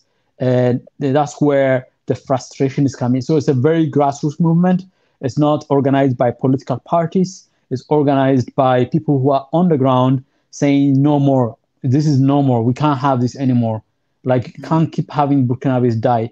And then the other element of what I'm noticing, that they are also inspired by their own son, Sankara. And, his Sankara's spirit is so deeply rooted in the Burkinabe psyche. Even though Sankara had a very short time, but he managed to plant this new psyche. And then the name Burkina Faso is the name that he came up with. I think it was under his leadership that the name Burkina Faso was renamed. And Burkina Faso means the people of upright men, or upright people, upright walking. Like, be proud and confident in your skin and your culture and in the sense of who you are. So the Burkina Faso, even though they might not have material wealth, but they have a lot of internal vigor and confidence in them. And so one part is the reality on the ground. The other part is they have a sense of duty, that they feel connected to their spiritual and then political leader who's long passed, but who still has so much influence on the ground. And so that's what it is. So that's why the French are on a really on the defensive right now. The Burkina government is on the defensive because the swell of anger and frustration is so deep. They can't just overcome it by scaring them off. These people are like, I'm already dead. Like earlier, what our Indian friend, he outlined it for you. That's the conditions of most Africans. That's the condition of most Africans. People don't understand it very clearly. People think that if you are from a perspective of Abiy, the pressure that's coming from all these countries, that's how we see, because we are educated and we see the perspective of the West often enough. But most of Ethiopians don't see the perspective of Western powers. Most of Ethiopians see the perspective of their reality on the ground, their struggle on the ground, their struggle for good education, the struggle for healthcare, the struggle for food security, and the struggle for safety, the sense of safety and security that comes from your community. That struggle is the thing that's a burden. That's the highest form of pressure that is being applied. No other pressure is much more powerful to a leader of Ethiopia right now than the pressure from inside. And over the past 3 years, and I don't know, over the past 5-6 years, that pressure has been built up, and it brought about the change that brought the Prime Minister of Abiy, his leadership to the power. That pressure from the ground up. That's the rise of Abiy. So Abiy and his his leadership are like so, like they can't overcome it. They have an economy that cannot hire more than 20, 30 million of the population, but you have another 50, 60 million others who are looking for jobs and who are hopeless, who are just, who could be exploited by, this effort to recruit for terrorism, recruit for this, recruit for all sort of ill things. The corruption is also part of it. People are corrupt because they feel that they are under siege and in an economic siege, in a political siege. So they don't have a platform to where they will exercise their aspirations. So over the past 3 years, 4 years, what you saw in Ethiopia is a pivot. Ethiopia is pivoting away from pressure from outside to pressure from inside and say, this is a way to respond to it. Let's break it down, the big win, into small wins. So the dam, you saw the dam, the democratic process. You saw political reforms. And then there are longer-term targets, but there are shorter-term targets that are designed as stepping stones toward those bigger things that you're hoping in the future. And that, to me, is what most Western powers don't seem to appreciate and understand. That, like, you can't be scared of what the Western powers apply on you, because there's a much more scarier, much more invisible, because for an outsider it's invisible. And the same thing in Burkina Faso, there's a much more scarier underground swirl of frustration, economic frustration, political frustration, spiritual frustration. And that is building up, swelling up. And governments across Africa are having to begin to respond to those things. And I think, so that's what happened. You got, like, Tanzania was ahead of the curve. By the way, yesterday I met somebody from Tanzania. Oh. Her name is Miriam. So, and actually, I will share with her this channel so that she can come if she can. Incredible entrepreneur on the ground. If she can come, I'll share with her. But like, what I mean is that, like, that is to me what you need to understand, that you, like, the Burkina case is not an exercise in luxury. It's an exercise in desperation. That is the point I wanted to make. So this question, what can the rest of Africans do to the people of Burkina Faso? It's very simple. First, give them voice. Make them feel like they are not alone. That's the thing. That's the easiest and the first step you want to take. Go out there and learn about it, promote it, tweet about it. Yesterday I say, if you're not on Twitter, you should be on Twitter. Okay? It's like, that's our, we are in the digital era. That's our battlefield. That's where our battlefield is. So we need to embrace that. And then if you're on Facebook, go out there and say Burkina Faso, search. And there's a lot of news articles in there. Share it with people in your community, and then that will spread it. Okay, and then link up the Ethiopian struggle, the Sudanese struggle, and the Somalian struggle, the Eritrean struggle, the Egyptian struggle, the Tunisian struggle, the struggles across Africa that you notice and experience. Link them up, and don't try to see them separately. They are together. They look separate. So those who want to sustain and maintain the system of subjugation, the exploitations, they want you to think your issue is separate from somebody else. But we should not fall into that. So the first thing you want to do is that, like, go past your mental barrier. What can I do? I don't know what to do. You don't have to. Don't make the task of doing something so big. Just imagine this. If 1.1 billion people went out, using 1.3 billion people of Africans went out to the oceans nearby, and all they have is a cup. All they have is a cup. Okay? That's 1.3 billion cups of water from the ocean they are fetching and taking with you. And then you want to say, let's fill up the like a Sahara desert. All Africans spread out all corners of the coast of Africa, and go out there in the piece of a cup. I'm using a metaphor here, guys. And okay, I'm using kane. Okay, those of you who are Amharic listeners, so go out. Think of your power as that cup, and you might not be able to carry the entire ocean, but you take some of the ocean with you, and you will march to the Sahara Desert to dump it. We will cover the Sahara Desert with water from the ocean. That's like at least 1.3 meter cube water if we take 1 exactly. liter So a day. So like that's huge. yes. So to me, think of it that way. Don't be overwhelmed by the notion that this is a too big of it. Like let the leaders be overwhelmed. Okay? Yeah. The Guys, leaders are overwhelmed, but not me, not us. I think here I would like to say something. You know, it's not we're like we said, we need leaders who are not afraid. We need leaders who are here to serve. We need leaders who are here to lead by example. We need leaders who are going to take the first step, because every 1,000 miles starts with the first step. Unless you move, there's no step to be taken. Unless we take the step, there is no 1,000 mile to walk.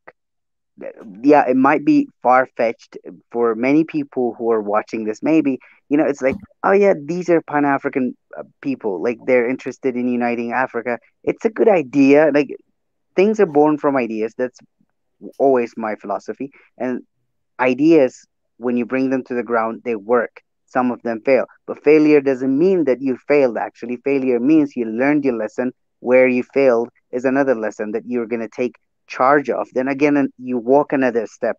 So what I would like to say is, like, for example, people are really comfortable where they are right now in Africa. The rich is comfortable where they are. The poor is comfortable where they are. There's a prayer in Ethiopia. They say like this, Ezra, you know this one. I mean, "Itchina tusedibin, itchina taskaribin," or don't take away this from us. Whatever is this. I mean, somebody might be drinking water Don't, with don't some take away the corn. last I have. Don't Yeah, take the away last the I little have. I have. So like I want to take you back to I heard a teaching by Dr. Mensa Otabil from Ghana once. He said Africa is a content nation. That's why we're not moving forward. Africa's contentment is too much that we're not moving forward. For example, he mentioned an example, a technical and vocational student. There's a Ghanaian food called fufu, and he made a machine to make it, because previously they used to use what do you call it, this pistol and mortar. They used to use that one to crush the food, the fufu, to make it, and they sweat and they sweat and they sweat, and then they make the fufu, and it takes only 5 minutes to eat, but it takes 30 minutes to produce. And this student from technical and vocational school, he produced a machine to make the fufu. And guess what the people said? Fufu doesn't taste good when you make it with the machine. It tastes good when you sweat for it. Like, and I remember what he said. He said, "May Are we God, still talking about leadership? uh, yeah, Are we still we're talking about we're we're leadership? still on leadership. Go. I'm gonna come back to the point. Uh, We're it's- we're focused more on the, what do you call it, on the contentment part. We're contented where we are. Our leaders are contented. They're not taking charge. Nobody's taking charge. We're just sitting, like sitting ducks. Our leaders need to take charge. They need to move a step forward. Unless we take charge on changing our ways, us as we are leaders, I think we also need to work on our leadership skills. We also need to work on taking the steps. I really like what Ezra picked up here about Burkina Faso. We don't need to do big stuff. As leaders of this Pan-African movement, we can contribute. Twitter is an easy thing. On YouTube, sharing it is easy thing. Here we can communicate about it, and on whatever platform that we find, if we contribute that one, just like the No More movement, then this is gonna also change. This is one of the leadership skills that we need to work on. Not taking the time, to rethink it. Should I do this or should I not do that? Leaders shouldn't be think. It should be a swift measure taken by the leaders. So this is where we need to work on our leadership skills and work with our leaders to to, what do you call it, to move the first step, always to be the first one to take the step forward. This is what's in my Abeza, like to strengthen your point, if you look at, let's say, so if we assume that Abiy is the leader, right, that is Yep. taking responsibility, right, ownership of what's going on in Ethiopia, and say, like, you know what, I'm going to put my life on the line and deal with it. If you look at that, but the genesis of where he is starts from not being him a leader. You know, the Oromo people of Ethiopia are saying be leaders. So enough, right? That's where the genesis, right? We've had enough of these subjugations. We have enough of being the biggest number of people in prisons of Ethiopia, the largest. We are the majority, but we are also the majority in the prisons of Ethiopia. And that's it. So to me, that's essentially what we are saying. The grassroots is the leader first. The people. So sometimes you might not have a leader who understands the needs that's happening, but you can push them in the direction that you want as people by saying, enough is enough. So stop giving up. So most of the things that the reason that most Africans are content is because they've given up hope. And to me, giving up hope is not the answer for you. And the reason you give up hope is because you've taken on this large burden instead of taking the actual right amount of burden. You have to take the right amount of burden, not the large. Like your burden is not to run a country. Your burden is to stand up for yourself, to stand up for your humanity. So really break down the burden to your part. Take a part. That's what I meant with that cup to the ocean. That example I gave is about that. That take the ownership to your own level of agency. So you break it down to that level, then do your part. Today is one, tomorrow is two, three. We do have a saying, Hamsa Lomi, Land So Shakum, Lamsa So Gate. This is it.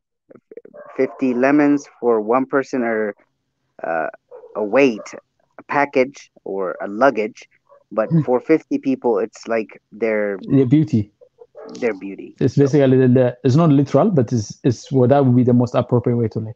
It's 50 lemons heavy for one, but beauty for 50. That kind of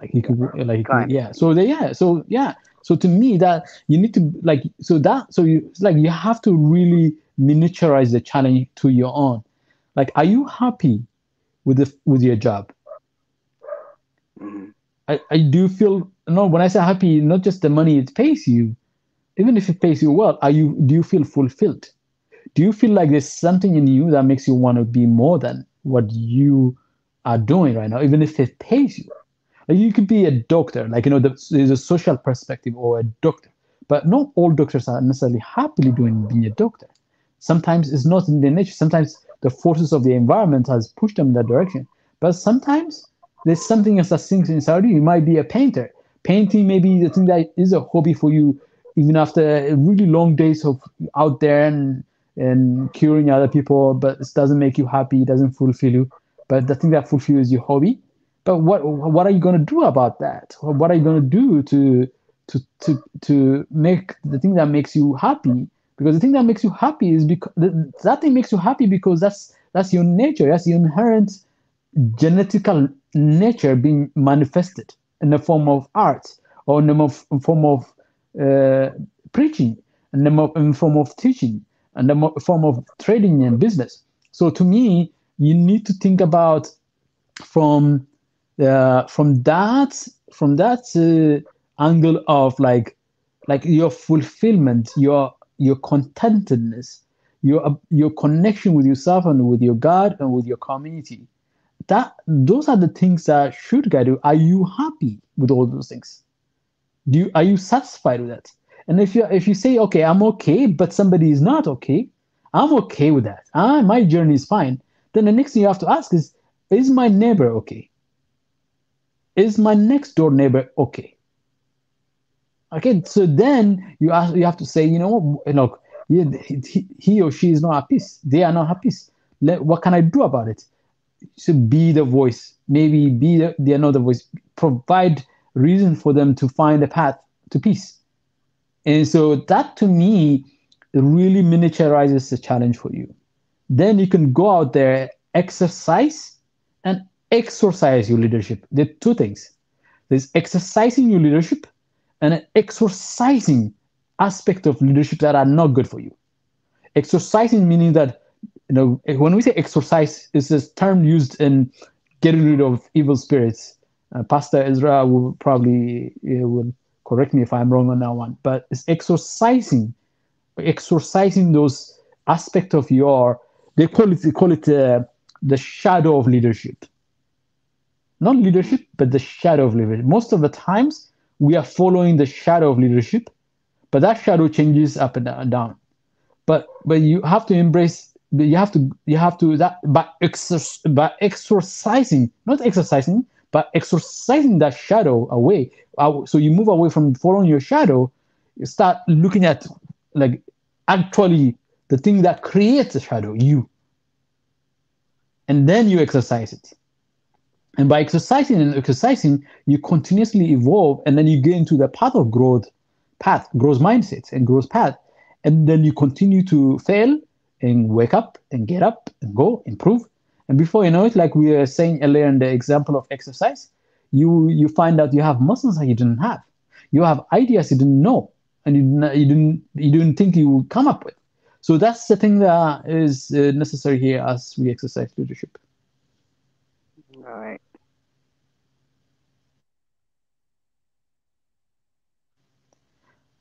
Ezra, I think you're muted. As we are talking about leadership, first before I even pose a question, let's welcome Henny. Henny, how are you, brother or sister? Think we've got sister. Honey is a sister generally. Yeah. Henny. Okay. Anyway, while we're still trying to get Henny to come through, what kind of leadership are we looking for in Africa? What kind of leadership? I know there's different kinds of leadership, or even we can talk about different leadership styles. Looking at this picture as well here, all these liberation leaders of Africa, or the popular leaders of Africa, they all had different types of leadership styles and ways to do things. What do we think as now, the Africa that is now? Because this Africa was more focused on liberation, guerrilla warfare, all those tactics that were used to achieve their objective. Now, in this day and age, in this 21st century, like now in 2021, what kind of leadership is Africa lacking, or what kind of leadership do we need in Africa? If I can start with Dr. Ebenezer, then we'll go to Prof. Ezra.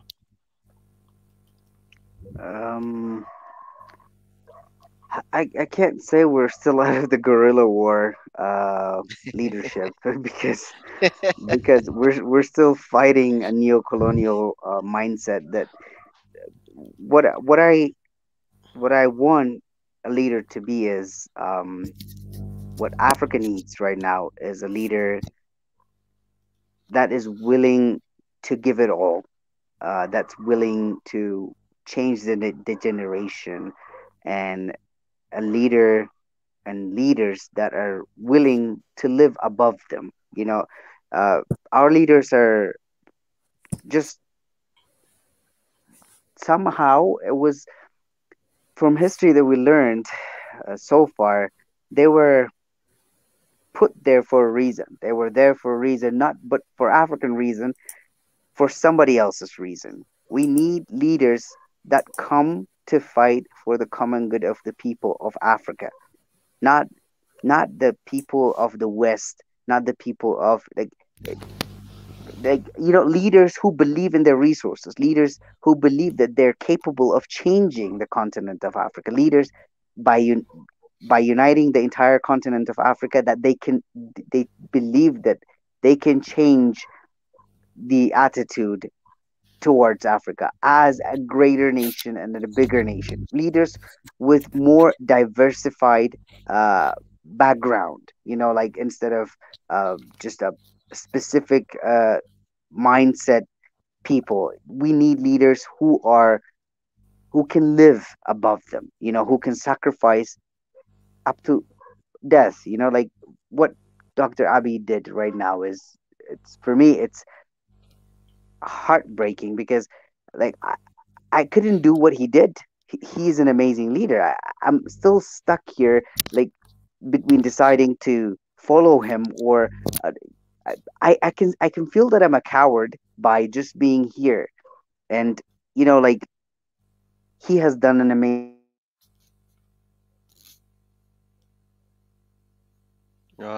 Dr.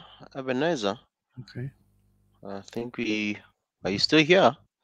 Um, So, while Prof. Ezra, Yeah, are you still here? yeah, I'm here. Yeah. I'm here. My question just now was what kind of leadership does Africa need in this day and age? Is it I think as I to me, think Dr. I, Ebenezer was about to talk about making an example about President Abiy, but what kind of leadership do you think as Africans or in Africa, I what don't kind think. of leadership are we looking for to solve our problems? I think that we looked up to those at the top of the hill to lead us our way. We've done that. We've experimented on that for many, many, many times. My point, and I keep coming back to the point I'm making. We need to leave that where it is. If you happen to have a leader top of the hill that gives you insight based on what they see, that provide you inspirations and aspirations, that articulate aspirations, provide you clarity of vision, but more than that, provide you ways to get to that vision that you're hoping for. So be it. Good. Okay. The question is, what if you don't have those things? Are you going to say continue to whine about not having leaders for you? And that's the point I wanted to harbor. And that's why the grassroots level movement is important. The grassroots level, when I say the grassroots underground level movement, that you have ideas that you want to share with the world, right? You have an idea you want to share with the world. And are you going to say, oh, my leader is bad, my country is poor, and my place is not of highest value, so I'm just going to sit back until the person comes? Or are you going to take that leadership? Because that's what Ms. Arnett was saying earlier, at the earliest, when she set us the tone. Are you going to say something? Are you going to do something? Are you going to share that idea? Are you going to go out there and do something about it? To me, I'm not worried that I'm not making the sacrifice, the so-called, the notion of sacrifice that the leader of, let's say, Ethiopia is doing, but it doesn't bother me that I'm not doing that. Mm-hmm. But what would bother me, that am I pushing myself to the limits of what is possible for me to do? That would be the thing that would bother me. And now to me, that's leadership. And then the leaders that will walk up to that hill that you want to stand there will emerge from that. They will emerge from that in due course. One of the reasons why we have not actualized the African unity is that we had incredible leaders who had foresight and insight and wisdom to be ahead of the curve and say, let's come together and come up with a compromise of a unity organization. That's an foresight. The reason why it lasted to a point where the urgency of ending direct rule was important. Then it was such a real concrete enemy at the time. So it galvanized the effort and they succeeded. But we moved away from that. Now the battlefield is so convoluted. There's so much noise in there. And the noise, how do you go through the clutter of that noise and come up to that sanity? So you as an individual have to say, you know what? I see too much cloud, but the cloud is not permanent. The cloud, like all clouds, it comes and goes. The thing that stays is the sky. So that is the ability that each and every human being can wrap their hand around. That the ability to distinguish what is good or not good, what is right and not right, the ability to really see your own humanity and exercising it. You don't have to be rich and wealthy, because this is not something that is, because rich and wealthy was created, riches and wealth was created with that kind of mind. So the mind came first, the heart came first, and that mind and heart resides in you. The wealth and the richness and the problems that you solve is a manifestation of the internal battle you have won. The battle that you have right now in front of you is going past the noise and seeing in the promised land, even though you're not there yet. That is your leadership. Being able to see the thing that has not yet transpired, but having the faith that where you are in the middle of the crisis, in the middle of the noise, all the distraction that's there, you can still see it, mentally see it. Your mental eyes are seeing it. Your intellectual eyes are seeing it. Your spiritual eyes are looking at it and seeing it, going past the cloud and seeing the sky. The thing that is there, stationary, not going anywhere. So to me, leaders are that. Sorry. If I may interrupt there, Prof. Ezra, I hear about so many instances that you've placed for leadership. Do you think the leadership, like currently, for example, we are seeing some crises in many other places? Do you think leadership is being shown, or we are all looking for leaders somehow? It's like the leaders have gone AWOL, and it's like the house is burning and the kids are looking for a father, and the father is nowhere to be seen.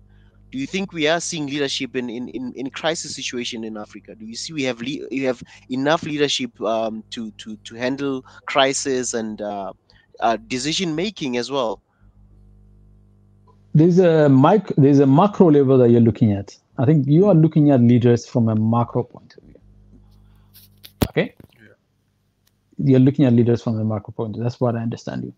And I think that's where we're stationary, because the mind it's easy for our mind to stay there, because it's so big you can't escape it, right?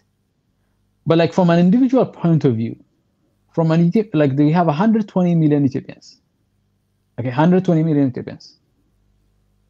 You have an economy in Ethiopia that can only employed, like 70% of that population is under the age of 30.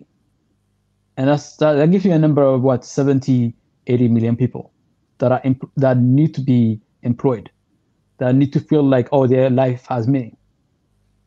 And the economy, the size of the economy that you have, can only employ probably, let's say, give or take. I don't have specific data, but I can guesstimate it somewhere between 20 and 30 million people that come. So when I say 20 to 30 million people, I mean, these are people that are producing surplus, because the economy, if you're producing deficit, you're not part of it. You're underemployed. So I'm not counting you.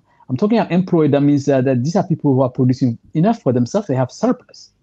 So the economy that you have in Ethiopia can only employ somewhere around 20, 30 million people. What are you going to do? So what about the other ones? So go on the individual, go to the homes, the communities, and the individual life of all these people that are all over the country, from every corner of life.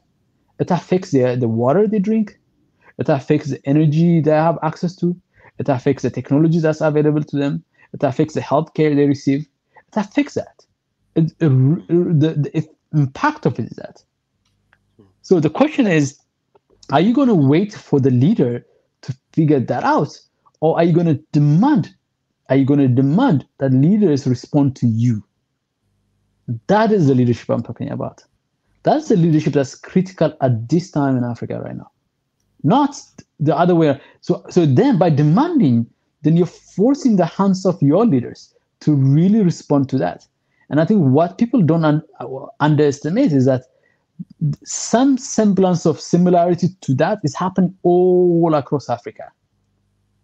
And then leaders are emerging in those African countries. They are not perfect. They have because leaders run. If you're running a country, the one part of you is a politician, and a politician is short term. It cannot be a good politician unless you are short term calculator. You have to be tactical instead of strategic.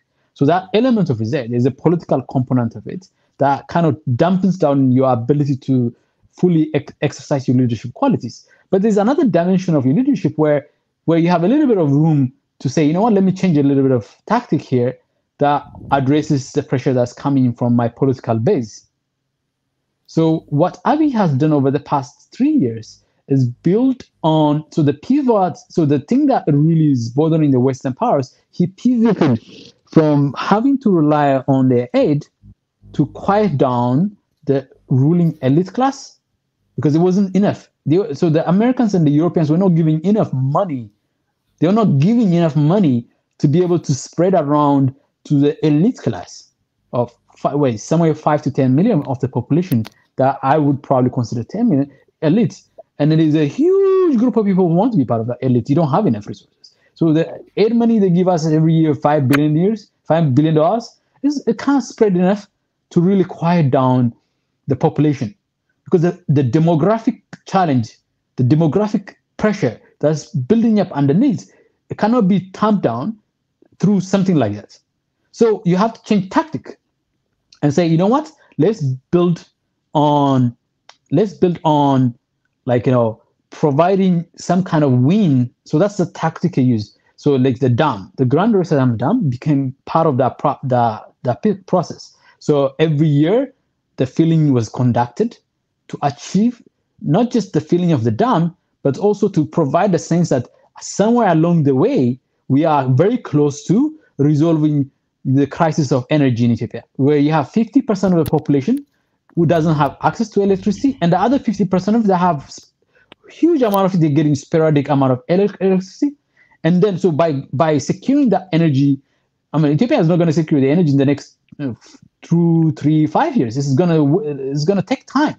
But the sense, you're providing the sense to the public that yes, you're gonna have to brace a little bit for longer. You still, your mothers still have to burn wood in the house and deal with carbon monoxide for a bit longer, but not 1,000 years longer. It's going to be so. That's to me.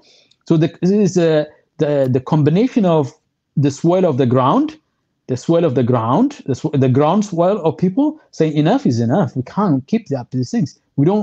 Our traditional method of sustaining our poverty is no longer enough. So that swell has happened. So people are no longer content with poverty anymore because it just can't handle it anymore. The social fabric is just going to be crumbling as a result of it. So that's the pivots that Abiy took. Not because necessarily that he agrees with it, but he's forced to do it.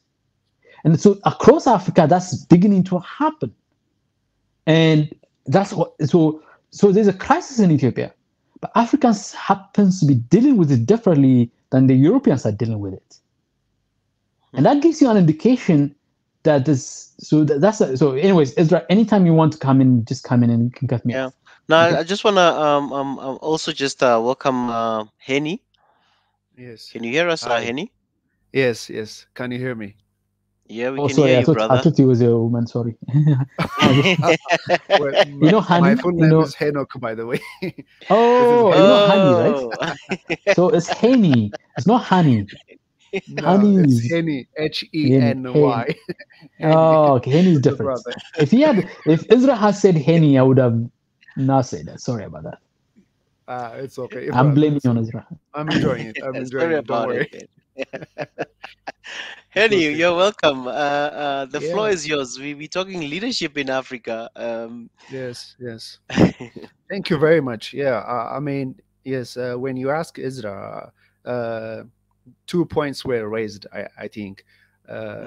You were asking him, do we really have the right leaders currently in Africa who can take us to, the next step and so on.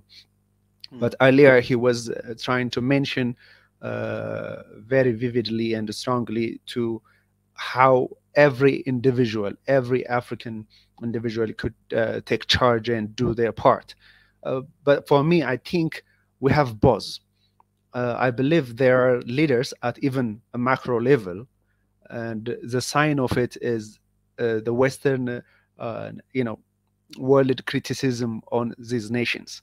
If you see African nations who are in problem right now, in crisis, and has been marginalized or has been attacked by the Western media and so on, it is mostly because their leaders said no to any other influence, and they became friendly and very like fatherly to their nation. That is what happened currently to Ethiopia. For the last 3 decades, when the people of Ethiopia were really in trouble and so on, with the political oppression to the political activists, civil rights activists, and so on, nobody said nothing. And now, when the prime minister, like he mentioned earlier, tried to strengthen the country's relationship with its neighbors, African brothers, where he was really fastening the GERD, the Renaissance Dam, to power the upcoming industries we are planning to do, and so on. They were really angry because the leadership he took is, well, we no longer need to be dependent on the Western aids and so on. We need to take charge and so on. This is the leadership on the macro level. I believe Prime Minister Abiy Ahmed follows the servant leadership type. Maybe we will come back that later. Earlier, I was the one who asked, what can we do to the people of Burkina Faso? When I asked that question, it is to raise this question. Okay, so to an individual level, it's going to be my assignment, starting from today, starting from the day I realize what's happening and so on, to speak up and be a voice to the people of Burkina Faso. In the last few weeks, I have noticed that what is happening in Ethiopia and what the Western media and the political systems in the US and Europe has been doing to the people of Ethiopia has come to be like not only an Ethiopian issue, but also an African issue. And it went into a very wide perspective. This is because our brothers from other African countries really speak up on behalf of the people of Ethiopia. So right now we need to do that to the people of Burkina Faso too, all right? To be a voice to them, to say, like he said, I'm going to tweet, like I promise to tweet like every single day about the people of Burkina Faso. I have been, I was doing my researches like our brother mentioned earlier, to understand what is happening and how to move forward and so on. So if we take charge with our capability, with our capacity, with our knowledge, with wisdom, of course, we can step forward. There is a saying, a proverb in Ethiopia saying, "ችግር ብልሃትን ይወልዳል." Problem brings wisdom. Is that wisdom, Ezra? Can you help me? Yeah, it's wisdom. Yes. So, Professor. Oh, Mike. Oh, my mic is. Forgot my mic again. Sorry. Sorry. Am I right? Sorry. ችግር ብልሃትን ይወልዳል. How do we translate that? Yes. Wait. Challenge is the mother of innovation. Yeah, definitely. So I think that is how we need to innovation. Possibly, yes. That's how we're, because we are facing I think a few days ago I heard that France take away about 500 billion euros from Africa.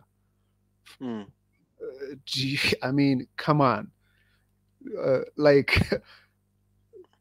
oh my God. I became speechless. I think Henny, what you just said now, and Prof. Ezra, I want you to maybe jump in on this comment here. I think what you just mentioned, Henny. Maybe you can just start there, and we'll go to Prof Ezra again, where somebody just said we have to admit, when it comes to our leaders, their hands are tied in corruption, mismanagement, etc. Not all, but a nice majority.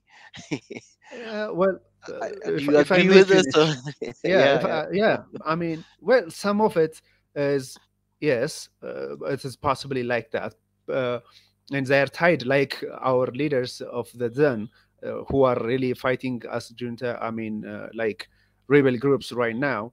They were tied with that, and they have never helped their people, whom they represent, like the people of Tigrans. These 3 decades, yet they had billions of dollars in Western banks and so on. Yeah, we have such leaders, but yet we have also other leaders. And I think in the future, if Africa needs to be like free from the influence of the Western world, I think we need to be ready, and we need to arrange our shoulders to take what is going to happen. It's going to be hard. It is going to be hard, and this generation has to suffer a lot to bring about change to the coming generation. Look at how the Chinese people made it. I mean, so far. And because of the new generation, the new world order, and so on, we need to use a different perspective, a different way of strategy. We cannot face them with the media saying that, hey, you ain't gonna do nothing about it, and we're going to be free from you, and so on.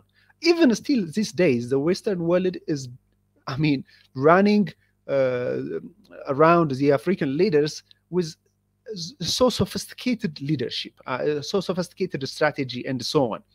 So we need to come up with that, and we need to discuss that strategy away from their eyes, because they are always watching onto our steps and so on. So yes, we have leaders who are really tied in corruption. We need to get rid of them with our votes, with our voice, like this. Like the Ethiopians speaking to other African countries, the Kenyans speaking to other African countries, the Tanzanians, the Nigerians, like we are doing for Ethiopia right now, and we're about to do for Burkina Faso and other countries. And yet there are also leaders who wants to say no, and we need to support them by being a voice to them. Yeah, Professor can continue on with this, I think. Professor? Professor? Okay, another... wait. Sorry. I keep forgetting I have to press the mic. Sorry. Yeah. You know, do you know how many times I've heard this thing before? It's nothing new. I can't imagine. I'm tired of just keep it to repeat like the same point and over and over again. And some people run into it and say just corruption. You can't eliminate corruptions from society. It's a nature of humanity. You can't eliminate. Our goal is not to eliminate bad. You know, individually as for thousands of years. Yeah, as you see, it's an inseparable human qualities. That's why I'd say we can't eliminate TPLF. I say this to people. You cannot eliminate TPLF. TPLF stands for some kind of... Look at what the Americans did with greed. What did they do with greed? I'm sure some people don't know this. They gave them Wall Street and say, like, stay in this Wall Street. We have these regulations and rules. And then all your greed should be pointed at not us, but somewhere else, and create wealth for us. So sometimes there's all these, so societies come together and organize. You know, you look at the colonialists and you know, like I say this again and again. Go read the Ghost of King Leopold. It's an incredible book out there to read.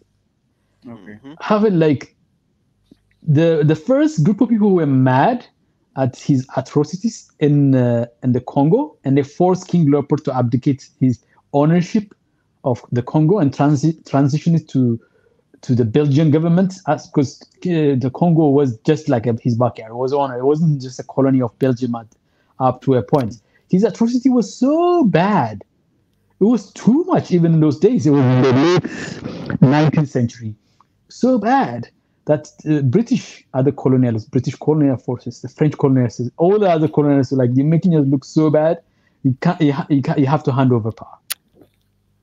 You know what I mean? Like, what the point I'm trying to make to you, like, you know, even the bad people, they don't want to be like, I call them as they are. You know, I'm on Twitter and stuff. I'm calling them like, you're just a colonialist stooge. You don't even know it. And what I'm doing here, I'm trying to liberate you. I'm not only liberating myself, I'm also liberating you.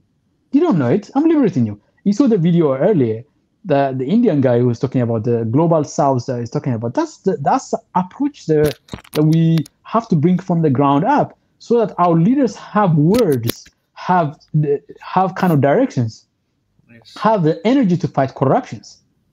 Yes. Okay, so like you fight corruption not to end it, but you fight corruption to make sure it's contained within manageable space. You can't fight. So we cannot try to build heaven on earth. Wait until you die to go there. We can't. Okay? Yeah. So lower your bar a little bit. But it doesn't mean we should excuse corruption. But I'm just saying that be a little bit more realistic and let's answer a much more potent question.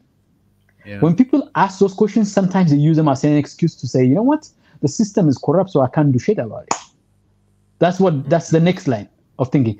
That's the word that they're not uttering in the background.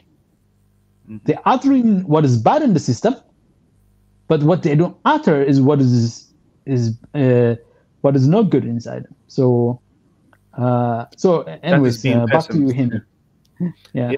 Well, you know, we are always bringing excuses as a barrier and so on, rather than trying to find a solution for those issues at hand.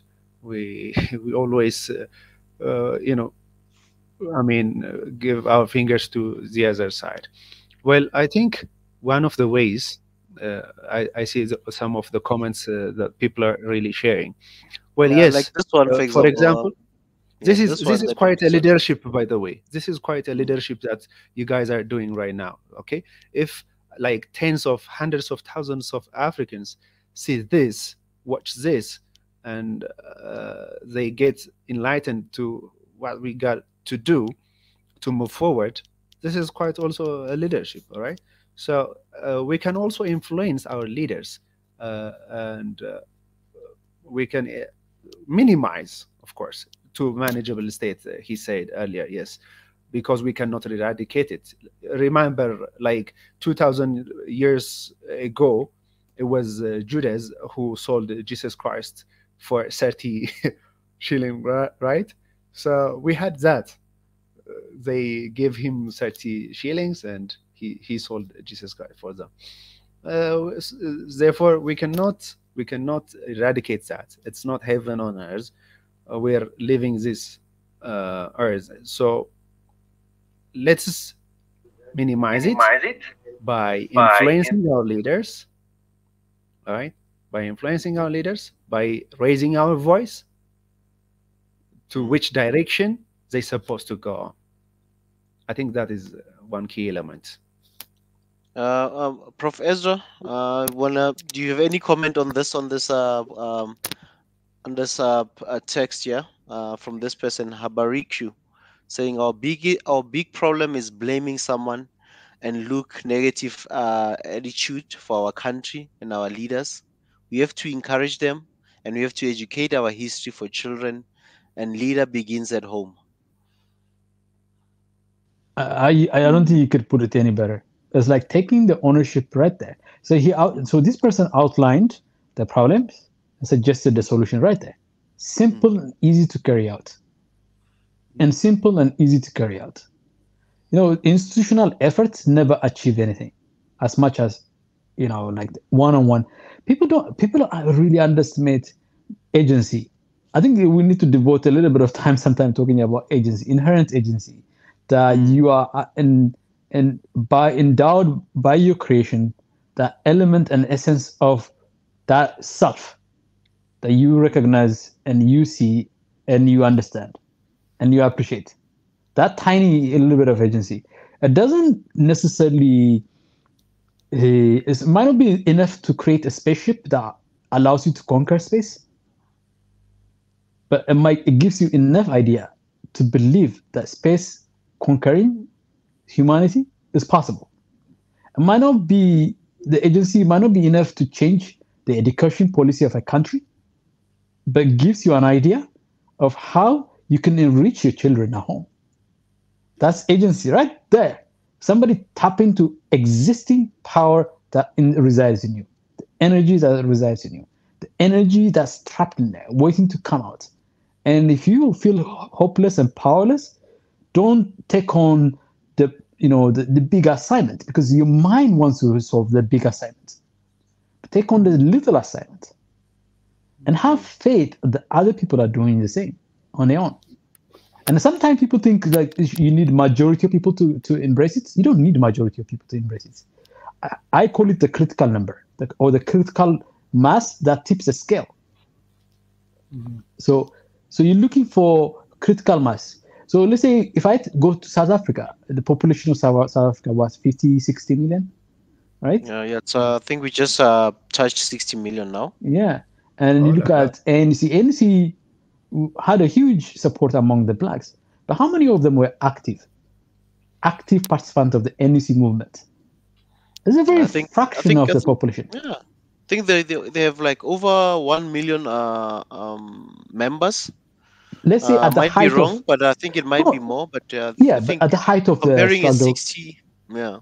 Yeah, I don't know. Even later, at the height of the tension where they were struggling with apartheid, and then they say like right now that's what, if you say 1 million, that's about how much the percentage was 1/60. Whoever does the maths, that's what less than 1% of the population, right now, that are active ANC, warriors actively going out there and do their job. But I'm sure, let's say 1% of the population was, let's say 1 to 2%, let's say 5% of the population was actively involved during the struggle, the liberation struggle. That's not that much, but that's still millions of people. To me, that's what sometimes we need to think about. We don't need to have everybody to be there. In business term, we call it innovators and early adopters. Okay. Early adopters and innovators. So there's a stage where you have innovators there. Innovators, that means they're like, you come up with, so you have a technology, you have an idea that you want to bring to market. The first group of people you want is not the masses. The first group of people you want is that the innovators who will be critical of what you bring in. And then then followed by the early adopters who kind of give you that sense of connection to the ground. Before you get to an inflection point, because in the business cycle, the life cycle of a product or life cycle of an idea, a life cycle of those things, you're always looking for that small, tiny group of people who are innovators. And then the early adopters that are just a little bit, 1 or 2 degrees separated from that innovator group. And then you create a critical weight mass, you tip the scale, and you get to a point, you know what, that product is so compelling, the vast majority of them, they can't help it but join. So we're not looking for 1.3 billion people to rise. You're not looking for 80 million of the Ethiopian population to rise, or 50 million, or 20 million, or 30 million of the South African people to rise and say, we have to end corruption. So we're just looking for that critical mass, critical waste. I call it critical because it tips the scale. It tips the scale. That's what the job. So we're looking at that small group of people. And then of those small group of people, what we want them to do is just be that change that you want to be, just near you. And then there's that agency that you exercise creates a community agency among other people. Here, this platform, these are different people from different backgrounds. We don't always agree on everything, and we recognize the kind of input and qualities we bring to the table. There are things I don't bring to the table that Ezra brings. We recognize that without even having long discussions of meetings and this is how we need to organize. You are capable of this, you are good at this, so focus on it. We don't do that. Instantly, right away, we recognize because we are here out of that agency that I'm talking about. Yes. And then we play off and feed off each other. So it's like, oh, Professor, can you elucidate on this one? And then if I go too much, if I dominate the platform, and if I'm pushing other people out of the platform, Ezra will say, let me cut you off on this one. There's another point of view here. And that to me, and then what I'll do that, I'll quickly mute my phone. I'm not going to push back. And inside me, I want to continue. But I'm not going to push back because I know my limits. And as soon as Ezra steps in, that I've reached the limit of my agency. That's essentially how I say it. And then I submit to that community agency. And that is what I'm talking about. The actualization of the aspiration of Africans would require that level of ground level of.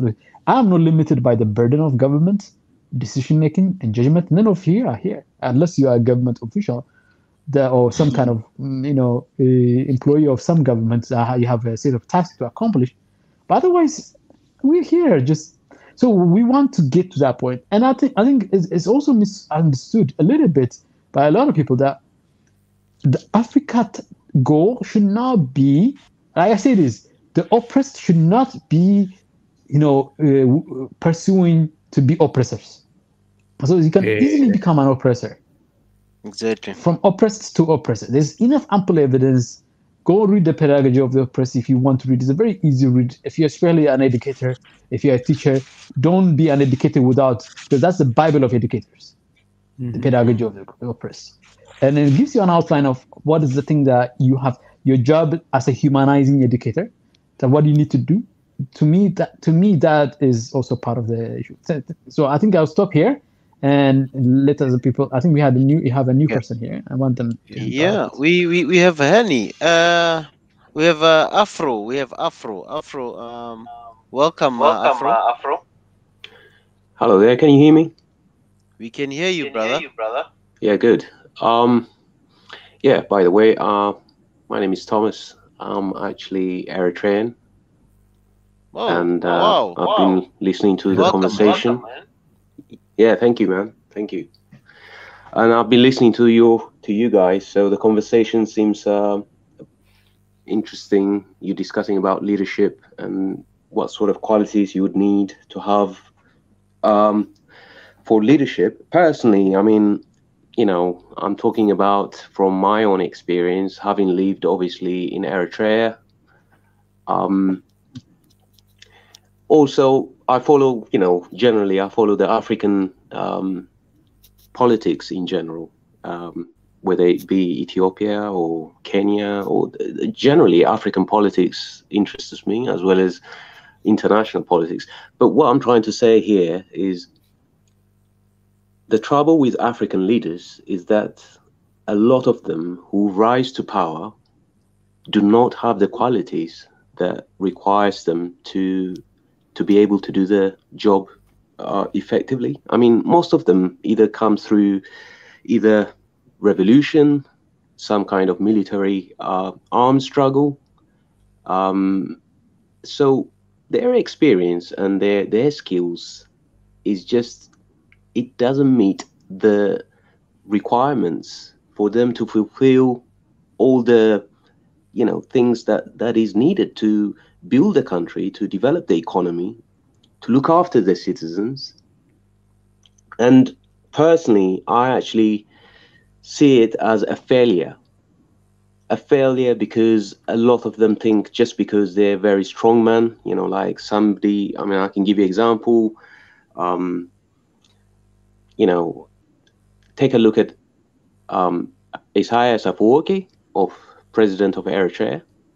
He came through armed struggle, and he's, I've got nothing against in terms of his ability to keep the peace, maintain the country's unity.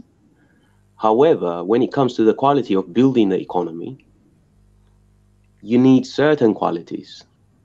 To get the economy moving, you need investors. You need to be able to attract investors. The investors don't have to be, Europeans or Americans. Eritrea, I can tell you, I mean, we have a large diaspora population, right? We are enough, more than enough as investors.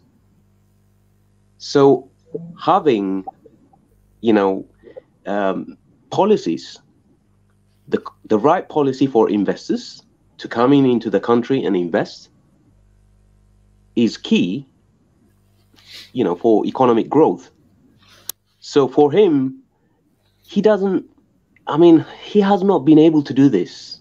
And Eritrea has been independent for 30 years so far. In that 30 years, the country has been sort of declining, going backwards. At the same time, I can't blame entirely on the president. I can blame it also with the neighboring Tigrayan TPLF, which is, the one that's causing problem in Ethiopia. They're also to blame because it's interconnected. The whole politics around that area is interconnected, you see? So what I'm trying to say is, if at least he introduced policies that would enable investors to come in and invest, I'm sure that the economy would have developed, the country would have made progress, but that hasn't happened. And it really disappoints me. It's been, several years. It's been going like that. But Thomas, yeah, aren't you in danger of underestimating the nature and the substance and the depth of embargo around Israel? Look, I agree. I mean, the country has been under sanctions from UN, from US. All these things have contributed as well. Because, I know for sure the US does not like Isaias Afwerki, the president of Eritrea, the leadership. They don't like him. And he's a very strong man. Isaias has got similar qualities to Mugabe, I can tell you. He does not trust anybody. He does not trust foreigners, especially Europeans and Americans, right? And to a degree, I appreciate him. I respect him. He's a strong leader. But however, he doesn't need. Okay, he sort of has this policy of called self-reliance, having to be self-sufficient. We don't need their aid. We don't need anything. I mean, Eritrea does not accept any form of aid from Europe or America. They completely stopped that a long time ago. But at the same time, he should have brought in people who've got the brains, the skill in terms of attracting investors. We have a large diaspora population. A lot of them are wealthy business people, right? They're doing business in Uganda instead of Eritrea. My own citizens, they're doing business in Uganda, in Rwanda, Juba, in South Sudan, in Angola, in South Africa, right? There's a lot of them there. Same thing in Europe. You find them in America and elsewhere in Europe. What I'm trying to say, why didn't he not at least introduce a good incentive policy that would allow these investors to come in and invest? In that way, you create opportunity, job opportunity for the young people, for the young Eritreans. They don't have to leave the country. They don't have to flee. If there is job opportunity, they wouldn't be leaving the country. Do you see where I'm coming from? Absolutely. If I can ask you a question, I think it also raises another topic. Afro, I think you've got an echo something. Switch off one device there. Or the YouTube. Switch off the YouTube is just remain on the StreamYard only. Let me see. No, I think it's Can I go on? It's good now. It's good now. Sorry. It's good now, yeah. Afro, because I think this also opens up. Guys, I think this opens up another topic in terms of has our leaders really taken the intra-Africa trading and looking for investors among ourselves in terms of business? Why does it look like whenever there's so-called an investment conference, people are going to Geneva, they're going to China, Russia is calling them, the Chinese are calling them, the Americans are calling them, the British are also calling them. I'm yet to find a serious seminar where there is that intra investment amongst Africans. I think it's also another topic that we will be having in the coming in the near future. But so can I say this? So over the past 10 years, I did a publication in 2013 on strategies to manage the talent in emerging markets, particularly in Africa. I remember, so in doing that, I'd read a lot of literatures. That was 2013, 2014, I think. So, and I'm sure that the trend line will continue. But at that time, the deep dive into the study gives you a different kind of Africa than actually what is painted outside. There's a Africa that has been dependent on like investment as just material extraction there was a growing trend among Africa's intra-Africa investment in a new type of economic ventures like consumer product, financial sector, insurance, air travel, a movement of those kind of like trade, like the supply chain logistics. Those are things that are like underground and has created a growing middle class across Africa. And at that time, I think it was around 300 million people were considered to be like equal to European middle class. 300 million people. That's 2013, 2014 study looking at data from that before that. So I can bet you there are undercurrents because the media is not, we don't own total media. Like you have to get in there and do deep dive to really understand and appreciate the nuances and the sophistication of what's going on, like what's going on the ground. And then I think that's another element that we need to really keep in the back of our head, that we're not as informed about what's going on as we think. Like I can give you an example.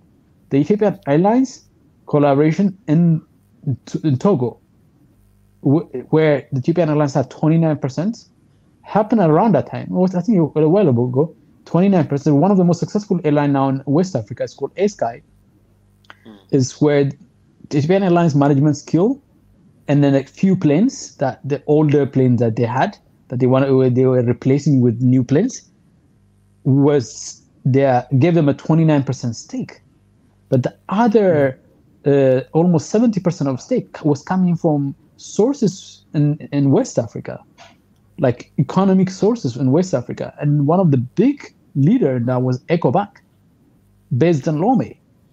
And Ethiopian Airlines has been trying to do something similar, open a new airline or fund another airline for more than a decade until that point. And that venture is so successful that they have now gone to Malawi. They are working with the same kind of venture approach where Ethiopian Airlines comes with the expertise and know-how on management and building the infrastructure of flights and airlines, and then local resources or regional resources are kind of mobilized to feed and create that kind of combination. And Malawi, and even in South Africa as well. So what I'm trying to tell you is just there are a lot of things that are happening that we are not aware of. But sometimes I don't want us to be distracted by thinking that we don't have a lot of things going on. And then our friend our Eritrean friend Thomas was also pointing out very interestingly, a lot of Eritreans are entrepreneurs. And there were a lot of them in Ethiopia. During the war, they were ejected out of Ethiopia. And their properties and their wealth, their ingenuity. Eritreans are very, the ingenuity of Eritreans is unmatched. I've met many Eritreans. I have met an Eritrean who walked from Eritrea to Kenya, to Sudan, and to Kenya, and then to Ghana. I met him in Ghana. He walked so much to get to where in Ghana, because like that, he hardly uses transportation to go anywhere unless he's in a hurry. He'll never use transportation. He's a walking guy. And this guy he was one of the greatest entrepreneurs I've ever seen.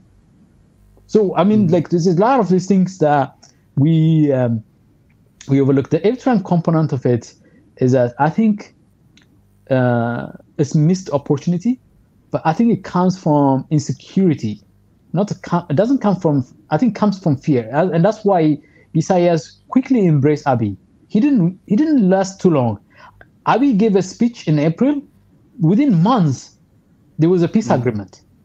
It's like as if Isaias has been yearning and waiting to hear an Ethiopian leader that says, okay, we get you, we hear you, and we don't have to be in this war footing forever. To me, that kind of pivot on the Ethiopia part gave a little bit of impetus for Eritrea. And so I think our friend just dropped out. But I think like he made a good point. I think like another thing that people need to understand when it comes to leadership, that judgment and decision is very subjective. Judgment and decision is very subjective. Why is it subjective? You never have enough data and you never have enough information to make any judgment. By the time you arrive at the decision point, you are more likely to make that decision based on like the urgency of having to make a decision more than the knowledge that that decision you're going to make is going to guarantee you success. So you always make decisions not out of total understanding of what that decision implies, but the essence and the urgency of having to make that decision is time. The time to make a decision is scarce. That you make that call. Or should I go to school or should I continue my job? Should I start a business or should I keep my job? And then when you decide those judgments, when you make those judgments, you are dealing with gray area. You're not dealing with black and white. So one of the things that we deal with our leaders is not to justify, is not to excuse the leader of Eritrea or any leader for that matter. Okay, Thomas, I'm not trying to excuse any one of them. I think you've made a great point, and then it's easy because it's like, you are like in a position to make that point.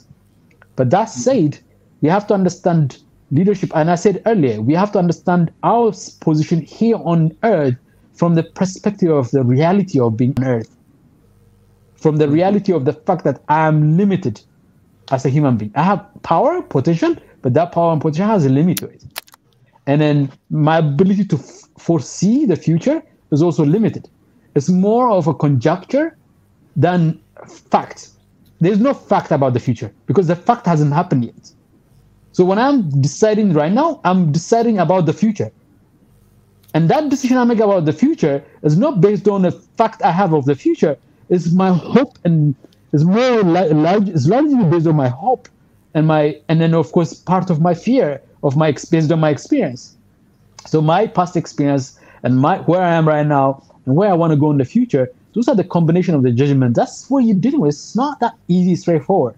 And that's why I'm like, I want this leadership discussion to come down to individuals, because then what we need to do is that we create a swell of wave, a wave that is so powerful. Leaders can only, like, if they want to survive it, they learn to ride that wave. If you don't learn how to ride that wave, then you get swallowed by the wave. So I'm thinking about creating a wave. Let me give you an idea. I'm arguing with my friend from Tigray, and I'm really mad at him for treating me like as if I don't know shit. Like on Twitter. I'm telling him, I love him, I respect him. He's my brother. Okay? But at the same time, I don't agree with his notion of the idea. It's simply a notion of like Abiy wanting to starve or Tigray leaders wanting to be in power. It's not that simple. But what I'm trying to tell you is that that is for those people to deal with. Isaias, the leaders of TPLF, Abiy to deal with. Our job as people without those powers, without responsibility, is to create a wave. That wave is so powerful, so compelling, that it forces them in the direction. The Africa unity argument is about creating that wave from the ground up, because I've spent the past 15, 20 years looking at the institutions and I see failures in institutions, and I've come to realize those institutions, even if they operate at their limit, they cannot achieve what I want. Hence, I want to force those institutions to learn to ride the wave. But we need the wave to rise up. But for the wave to rise up, we need consciousness.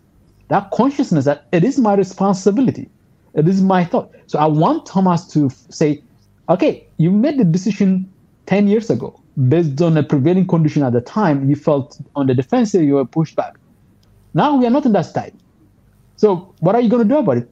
So without necessarily compromising the values and the conditions, the context of the Eritrean condition is context to it. I don't want to impose context on Eritrea, and Eritreans will know better on that one. But at the same time, you can find a way to get your leaders to really begin to ride the wave of your sentiment, which is we want you to solve the problems that we face now and we expect to face in the future. And this is what we aspire. Follow us on that one. And that, to me, is what my angle of leadership is, that I want to be a leader, and that's why I'm in this platform. Thank you, guys.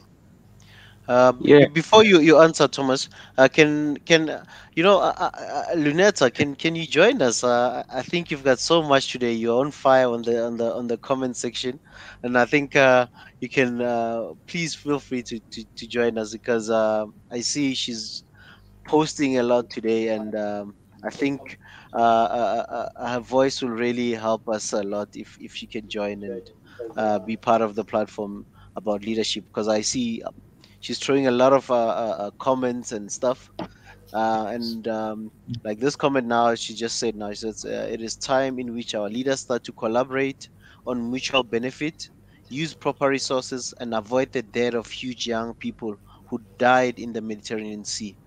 Anyway, going back to you, Thomas. Oh, can you hear me now? Yeah, we can hear you now perfectly. Yeah, cool. Yeah, going back to I think, is it Ezra? His name is Ezra? Yeah, yes. You were saying yes. Yeah. Yeah, basically, just in response to what you're saying,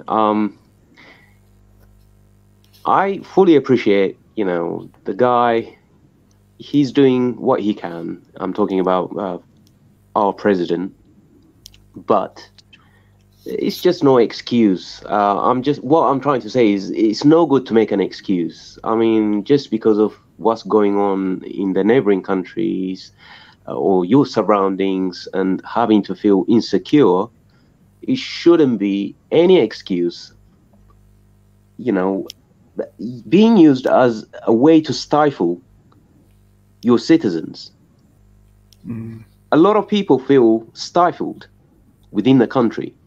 They don't have that freedom even to say anything. Do you know what I mean? What I'm trying to say is, look, there's a lot of Eritreans who might think if you speak out, they might think that you are, Tigrayan or someone from outside. You know what I mean? Because yes, I mean, there is suspicion, deep suspicion within Eritrean community as well. Like, you cannot trust who you're talking to and so on. But what I'm trying to say is, if you have a leader who's not being challenged, who's not being questioned when it comes to his, whether he's meeting up, living up to his expectation, like any other leaders, you have targets, what you want to achieve for your country, for your people, for your citizen, in terms of employment, in terms of, well-being, health, education, everything. Any country has to have targets. This guy, basically, I'm not sure, whether he's got that target. I don't think he has. So, in terms of that, I do feel if leaders are not being, challenged based on their performances, whether they're actually meeting the necessary level expectations, then they're not fit enough to be president. I mean, he could maybe be somebody more fitted for a defense role. He could move on to become a defense minister or defense secretary or some sort. Do you know what I mean? But not as president, somebody who makes key decisions. Do you know what I mean? Because when you are in that role, obviously obviously it is critical because sometimes, you know, it can't be abused. So Thomas, can I ask you a question on that? Let me ask you a question so that you can get deeper into it. I like where you're going on this one. So the perspective that from Eritrean perspective is that Eritrea has been dealing with existential challenges. How much of it is an exaggeration? How much of it is real? Well, the existential threat is real. I know that. No. Sure. How much of it? How much is some of it is going to be exaggerated? Some is politics, okay. but like you from an insider perspective. So that I want you to help me because I'm asking from a point of ignorance, not from a point of knowledge. Okay, yeah, because I'm an outsider. Okay, put it like this. I would say that the threat that Eritrea was facing specifically from the TPLF, I would say that is, you know, serious threat that you know, could ultimately cause, you know, a non-ending conflict for years and years to go. So yeah, I mean, in a sense, I would say probably 70% the threat was still there and still there. Do you know what I mean? It's still there. But however, what I'm trying to say is you cannot simply use the threat as a reason to entirely mobilize your citizens into a military service, right? Everybody goes through that process, and sometimes that military service goes on and on and on. It's got no limits for unlimited period of time. It drives the youth, the young people, it drives them out completely. Yeah? And that is not the right way to lead a country. If I was in his administration, what would I have done? I'll tell you something, what I would have done, right? Whilst fighting the external threat, whether it's through propaganda or whatever, or through collaborating with other neighboring countries, at the same time, what I would have done was I would have tried to liberalize the economy, liberalize it to a sense where everything is state-owned, right?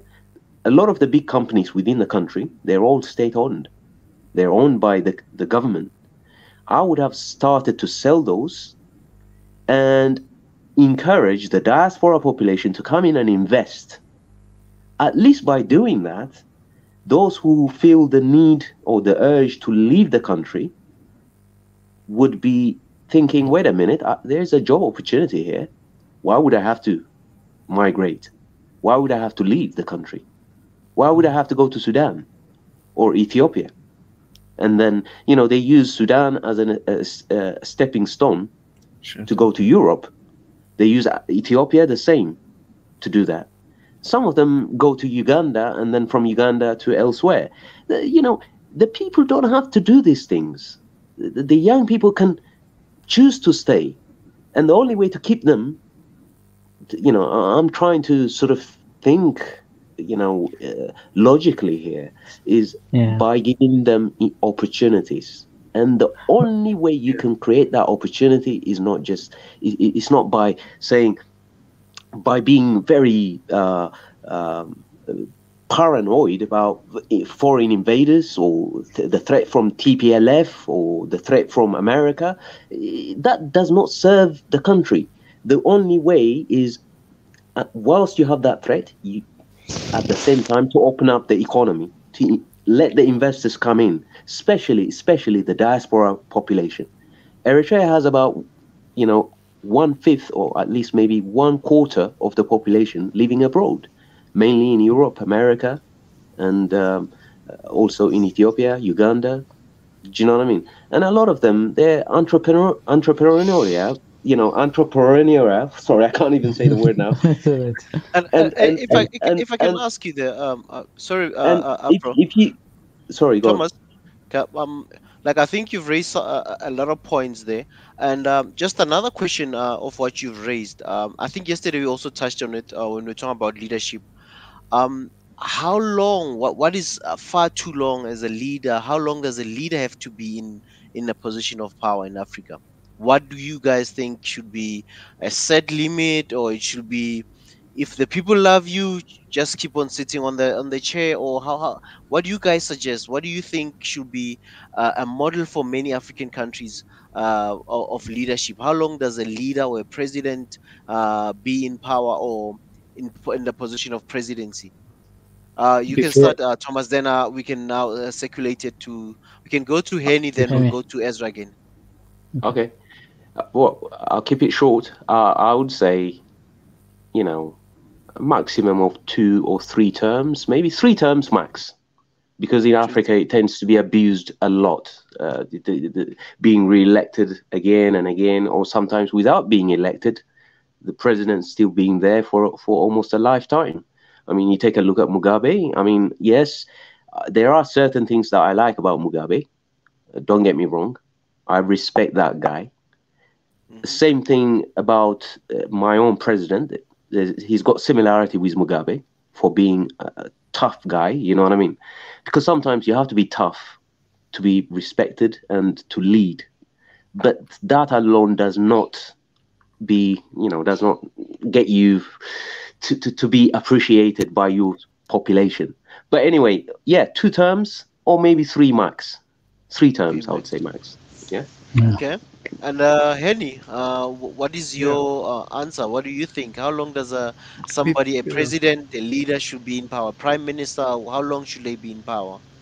Yeah, before I came into that, I mean, before I came into the timing, one of the elements that Afro and Ezra were mentioning, especially in the Eritrean case, I think the TPLF has been quite a threat for the people of Eritrea, not only because they just want to, invade Eritrea, but recently I heard that Afro, I mean, you could help me out in here. On the southern part of Eritrea, there are people who have been abandoned somehow, but yet who have struggled and managed to have a largest economy in Eritrea, mostly dominantly Muslim people, and they are not in favor of being, in favor of the leader currently, which is President Isaias Afwerki. Therefore, they could easily be, turning into TPLF and so on. So there is that fear again too. But I think it is not only, we don't need to leave the leadership only on one single person. That is the problem, I think, even in most of our cases. Mostly one person who really sit on the throne or on the chair is regarded as a leader and dominates everyone around. I think when we talk about leadership, it shall not be a one-man show. It's supposed to be many people, many children of that country or that nation coming together to bring change in one country. Especially, for example, in Ethiopian case, like Afro mentioned, why the president didn't allow diasporas to invest in Eritrea. Even in Ethiopia, the government has bring. Abdul, can you share? Hey, Abdul, how are you? Yeah. Okay, So, go ahead, please. Yeah, the government really brought this idea that for any diaspora, Ethiopian diaspora coming back to Ethiopia to invest in, for example, manufacturing business, they will be waived from income taxes for 3 consecutive years. All right. For any direct, for any foreign direct investment done by any foreigner, it is only 1 year. Okay. But for any Ethiopian diaspora who wants to come back to Ethiopia to invest in and start manufacturing and so on, by providing land and so on lease with a very minimal price, they are waived from income tax in 3 years. That 3 years, I mean, in that 3 years, they could take back their investment. All right, return on investment could be managed in a maximum of 2 years. In most of the tax is not small, by the way. I know it's not small. It is 30. It's ridiculous. Yeah, but I mean, in some European nations, there are about 50% of tax. For example, in Norway, if you take that, but corporate tax in those places are small. Corporate tax is small. Individual tax is high. When you get when your income and you know, where operation goes greater and greater, yeah, that will be reduced. But here, that 30% will be waived for 3 years. That are some of the encouragements. But yet, what is the problem is, because I have personally, I somehow also counsel, you know, business people and so on. I'm in marketing and business too. So when we discussed with them to invest, they rather want to invest in property and so on, not in manufacturing, not in you know, areas where they could employ many youth and so on. Why? Because they don't want to lose their comfort back, you know, where they are. I mean, for example, if they are from the US or maybe from France or wherever they are, they don't want to live that. I think. What about those people who say it's structural? What about there are people who say it's a structural problem, like electricity, energy, training, education? Yeah. Oh my God, there will be many problems when you come here. I mean, the bureaucracy and so on. We will have so many problems too, of course. Like you said earlier, we're not in heaven, right? Everything cannot be perfect. Even with all those challenges, if we really are determined to change and to take charge on individual level of leadership, I think it needs to cost us a little bit. For example, maybe our comfort. You see, everything cannot be provided on your tree, you know, on your plate. So, I mean, not only demanding from our country, our nation, our continent, but we need to give back, losing a certain percent or a certain portion of our comfort. But we're not ready to do so. That is what we need to focus on right now, I think. Yes, our political leaders are not perfect. We need more leaders aside. We should say stop having a one-man show. Okay, we need all professionals coming. For example, by the way, on the recent election in Ethiopia, Professor Brahanu Nega, who is, I mean, like the top economist even back in the US, is now in the House of People of Representatives, and he became the Minister of Education. Well, I don't know whether he lost the election. Right, he lost the election, but he because of the party has a certain chair, and the Prime Minister considered to share some of the power to other people. I mean, we need such kind of people in Africa. Okay, it cannot be a one-man show, but yet even with those leadership, like Professor Ezra was saying earlier, the individual part has, I mean, an enormous part on African leadership. If we're saying to march Africa to the next step, we need to take charge, and we need to lose a little bit of our comfort. And one more thing is that I think this One Africa, one of the initiatives, one of the objective is to be a sole African media where all Africans can get general information about what is going on in Africa. Like, for example, the Ethiopian Airlines story, many do not know that their collaboration and what kind of airlines they are taking share and so on. So we need to do that. But one more thing I want to mention is, if any of you really know that, the China government in the state of EU, they have a very amazing structure where they employ thousands of Chinese young, who graduate after college to be enrolled in industry zone, where the government will provide every facility starting from power and so on, space and so on, and other half of the use brings market into that. I mean, I was jealous to hear that, and we need all those types of things in Africa, because for example, in Ethiopia, 70% of the population is youth. Very productive one. So we can, we use that, and 70% of 120 million. I know. Underscore right? that. That's a huge number. Please, definitely. And there is no excuse, of course, for our leaders. But if we raise our voice, and if we, by the way, I'm sorry, one of the prophecies I was mentioning earlier is that when our leaders try to be objective, we need them to be subjective. We always say, he didn't do that, he didn't do this. Why wouldn't, for example, some people were saying, why didn't Abiy strike back? Why did he leave Mekelle and so on? There are so many elements that we need to see when it comes to leadership. So we need to give room, and we need to have those leaders who we interest on the chair and so on. So we need to see things, measures, and decisions from objective view than subjective view.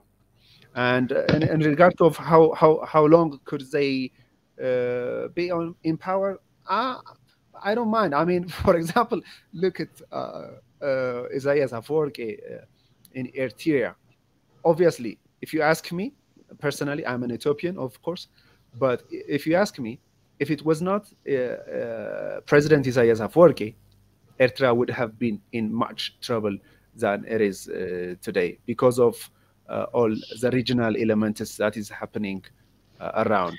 Yes, I know many youths have suffered. I have met a doctor who graduated in medicine, but who do not have his papers. He just went to work somewhere else because there is no such employment, and so on and so on. Yes, I know that there are pain in there. I have taught English for one of the ladies. She was called Salam. I cannot forget that woman. I think she went to Canada right now. Yes, there are elements though, but the enemies who are really want to destroy Eritrea around, like that of TPLF and the Western nation, who we have said, the Red Sea. No, don't underestimate the Red Sea. The Red Sea, Eritrea's position in the Red Sea is a big deal. But can I step in a little bit, Henny? Can I step in a little bit? Go ahead. I think like you both of you are making incredible point, and it's one of the reasons why I love this medium, this One Africa medium, is to bring out all these different voices and different perspectives, and it will create opportunity for somebody out there who's listening, who's in a position of leadership or rising to the position of leadership, the ability to find a way to reconcile all these different diversions. And then I think from Thomas' point of view, this is what I took away from him. I took away from him that yes, for what we needed, urgently needed, the leadership was there, which is the security of Eritrea. But for the thing that would have sustained Eritrea, that leadership was not there. And it was a missed opportunity, and like a lost chance, a missed opportunity. And that's the point I was making earlier about leadership. Is always you're making judgment all the time, and judgment is not black and white. The way we say it's always easy to look at. So you make judgment, and then you realize your judgment was out of sync. You made judgment based on your fear instead of like the larger, bigger, encompassing issues. Like so, I think Eritrea would have. I'll come to you. Let me make that point. I think Eritrea would have been much better off having a much more robust. I think it's an opinion, much more robust, very grassroots level, like localized kind of energy that is powered by the entrepreneurship. That doesn't need to be sung like wide, like in the world, but something that powers the security need. So the security need is powered by that internal energy, which comes down to that what I call the accumulation of agencies, the compounding of agencies. Like I talk about individual agencies, and then I talk about community agencies. So the community agency comes from compounding of individual agencies, not suppression and crashing of individual agencies. You should not be afraid of it. I think Eritrea I can understand the fear because it was a small country, young and new, and they just come out of 30 years of war. No Eritrean wanted another war. And then you had a different kind of war that was imposed on you. And then when we say TPLF, don't underestimate. TPLF had Ethiopia, the entire Ethiopia, behind it against Eritrea. So TPLF was holding the hammer, right? The hammer is the Ethiopia. TPLF is the one holding it. The hammer. And then Eritrea tested that.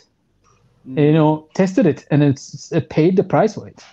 And it really is like Eritrea went to the shell. The turtle went to the shell, and not seeing that you still need to go out and eat, find a way to eat even inside the shell. So that I don't know. I don't want to miniaturize the problem. I think that's the point I wanted to make. The other point I want to make, I think Thomas will come to you. Other point I wanted to make is that I always say this to people, especially on the case of running Ethiopia. Any leader, you should be forced to run it, not run to run it. You should be as 1,000 miles away from the position of leadership in Ethiopia. If you're really eager to run this thing, you have no clue what you're dealing with. Imagine, I can tell you this. I'm not inside the story, but I can guess this.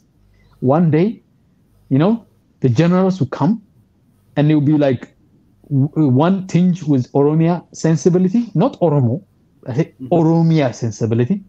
Another set of generals will come with Amhara sensibility because they are connected to their community. Okay? When I say sensibility, I don't mean they are pushing their ethnic agenda on him, but they're coming with the perspective that we, the Oromos, have not been taken seriously. That is important. It's a serious issue. And then Abiy is right in the middle of it. Imagine that. If he takes one side and the other side, he loses the whole thing. So he has to navigate this minefield. I'm just giving you an example on education, on economy. And then people are being displaced all over Ethiopia. Why isn't the government doing something about it? And when he goes to the Kazna or the bank account, it's dry. There's nothing there. Everything is freezed. It's even if it's not frozen, Ethiopia generates about $100 billion in a given year. Yeah. And the government mobilizes about $11 billion, I think, last year. It's about 9% of the I think it was 9 to 10%, 9 to 12%. It should be mobilizing about 20 to 25% of the economy to do that. Yeah. So he's strapped with one hand, the hand is strapped on something else, his head is strapped somewhere else. And literally, you're running a juggernaut. People underestimate the juggernaut Ethiopia is. A juggernaut of a country, demanding juggernauts of big ideas and big solutions, and then your pocket is very small and tiny. Ethiopia has an economy the size of a small country, but an ambition and a feeling, a sensibility of a big country, and a government that is, most of it is strapped by all sort of innuendos and gameplay. When I used to teach in school, I used to tell them the Ethiopian economy is an economy of tricksters. It's not an economy of creators and innovators. And the creators and innovators are somewhere languishing somewhere in some craftsmanship. They are creating something, but it's not monetized, it's not promoted, it's not scaled up. But the tricksters, they have the corners in the new, fancy, shiny industry zones. So it's a I would not wish that job on anybody. And the same thing with a lot of African countries. So I wanted to make that second point. I think the Eritrean point is very important. And I think the idea of sacrifice that Henny, you made is very powerful. It's without sacrifice, there is no way of knowing what the future looks like. Yeah. Yeah. Right. Thank you. Can you hear me? Sorry. Yes. Yes, Afro. All right. Just want to respond quickly to what you just said, Ezra. I appreciate, when you're faced with a lot of challenges, especially security threats, which becomes almost existential threat to the country, then you would become paranoid, thinking, right, the enemy might do this or do that. And this kind of mentality does, to a degree, is what was playing up in the mind of Isaias Afwerki, and that is what kept the country dragged, way back. Instead of going forward, still, lacking in terms of development, investment. But what I'm trying to say is, when you're faced with a threat, the threat is still there. But instead of constantly worrying about the threat, you need to be thinking, how do I minimize that threat, but at the same time adapt to the threat whilst developing the economy? I don't think the likes of Isaias. I don't think the likes of Thomas. Yeah, but before you go too far, what I'm trying to say. No. I just wanted to second you. That's exactly what I was trying to say. Thank you for articulating it. He was never able to adapt. You see, if it was Abiy Ahmed, he is young, bold, he's got plenty of idea, vision, right? Yeah. He would come up with lots of things on the table and say, right, okay, we have a threat, but at the same time, it shouldn't stop us from developing our economy. How do we move forward? Yeah? You take a look at what he's been doing whilst the war with TPLF is still going on. What was he doing? He inaugurated the what you call the park, one of the nice, is it in Doto Park in Addis? Many parks, actually, not just in Doto, but many parks. Plus the square, the library. But those are symbolic. I think it's more the dam is the more compelling one than. Yeah, Mescal Square. Lots of developments. Anyway, a lot of developments were going on while still the war happening. At the same time, you've got the dam that is still being built, right? So it's not stopping him from developing, building, whilst at the same time fighting the threat that is still, ongoing. So this is the sort of quality you would need from a leader, in my opinion, to adapt to the situation you're faced with. The likes of Isaias, he's in his 70s, probably close to 76, 78. He's around that age.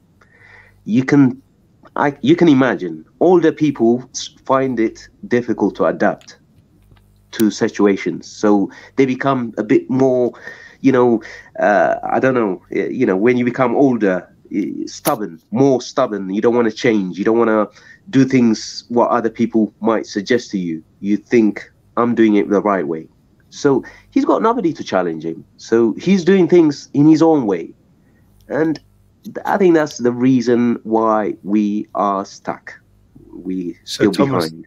That's if I may ask you, I mean, not only for Eritrea or so, but for other African countries who are in the same situation as of Eritrea, what kind of leadership do you wish for, or what kind of leadership do you expect, and do you think do you see a possibility there?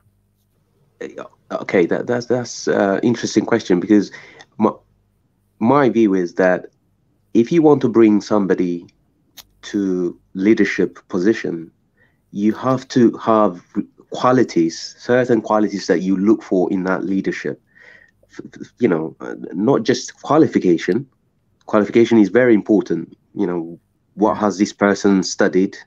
What is his background? What things, has he been doing before he becomes a president? Like, let's say, a leadership role within, whether it might be locally or whether it might be in a certain type of company, organization, whatever. So that is key. But at the same time, someone who can compromise, someone who can sort of adapt to problems rather than feeling paranoid. And anybody who doesn't have these qualities will not make good president. Yeah. Thomas, I agree with the general premises of you, but I think you're a little bit too hard on Isaias. A little bit too hard. Okay. Like I think sometimes, you know, the reason I say to you is not because what you said is wrong or right. Is because I know from my experience and everybody's experience, and who have had the pleasure of running things, it's easier to look from outside. You know, there's a saying, you know, when you play game of chess, it's much easier to win the game outside than to win the game while you're actually playing it. Because so the disconnect between that is what I read from you. And then because of that disconnect, somebody might read, or you're just opposing Isaias. I don't want people to say you're opposing Isaias. No, I don't want people to misunderstand your point. Do you understand what I'm saying? So Ezra, I want you to be fair a little bit. Wrong. I want you don't to be get me fair. wrong.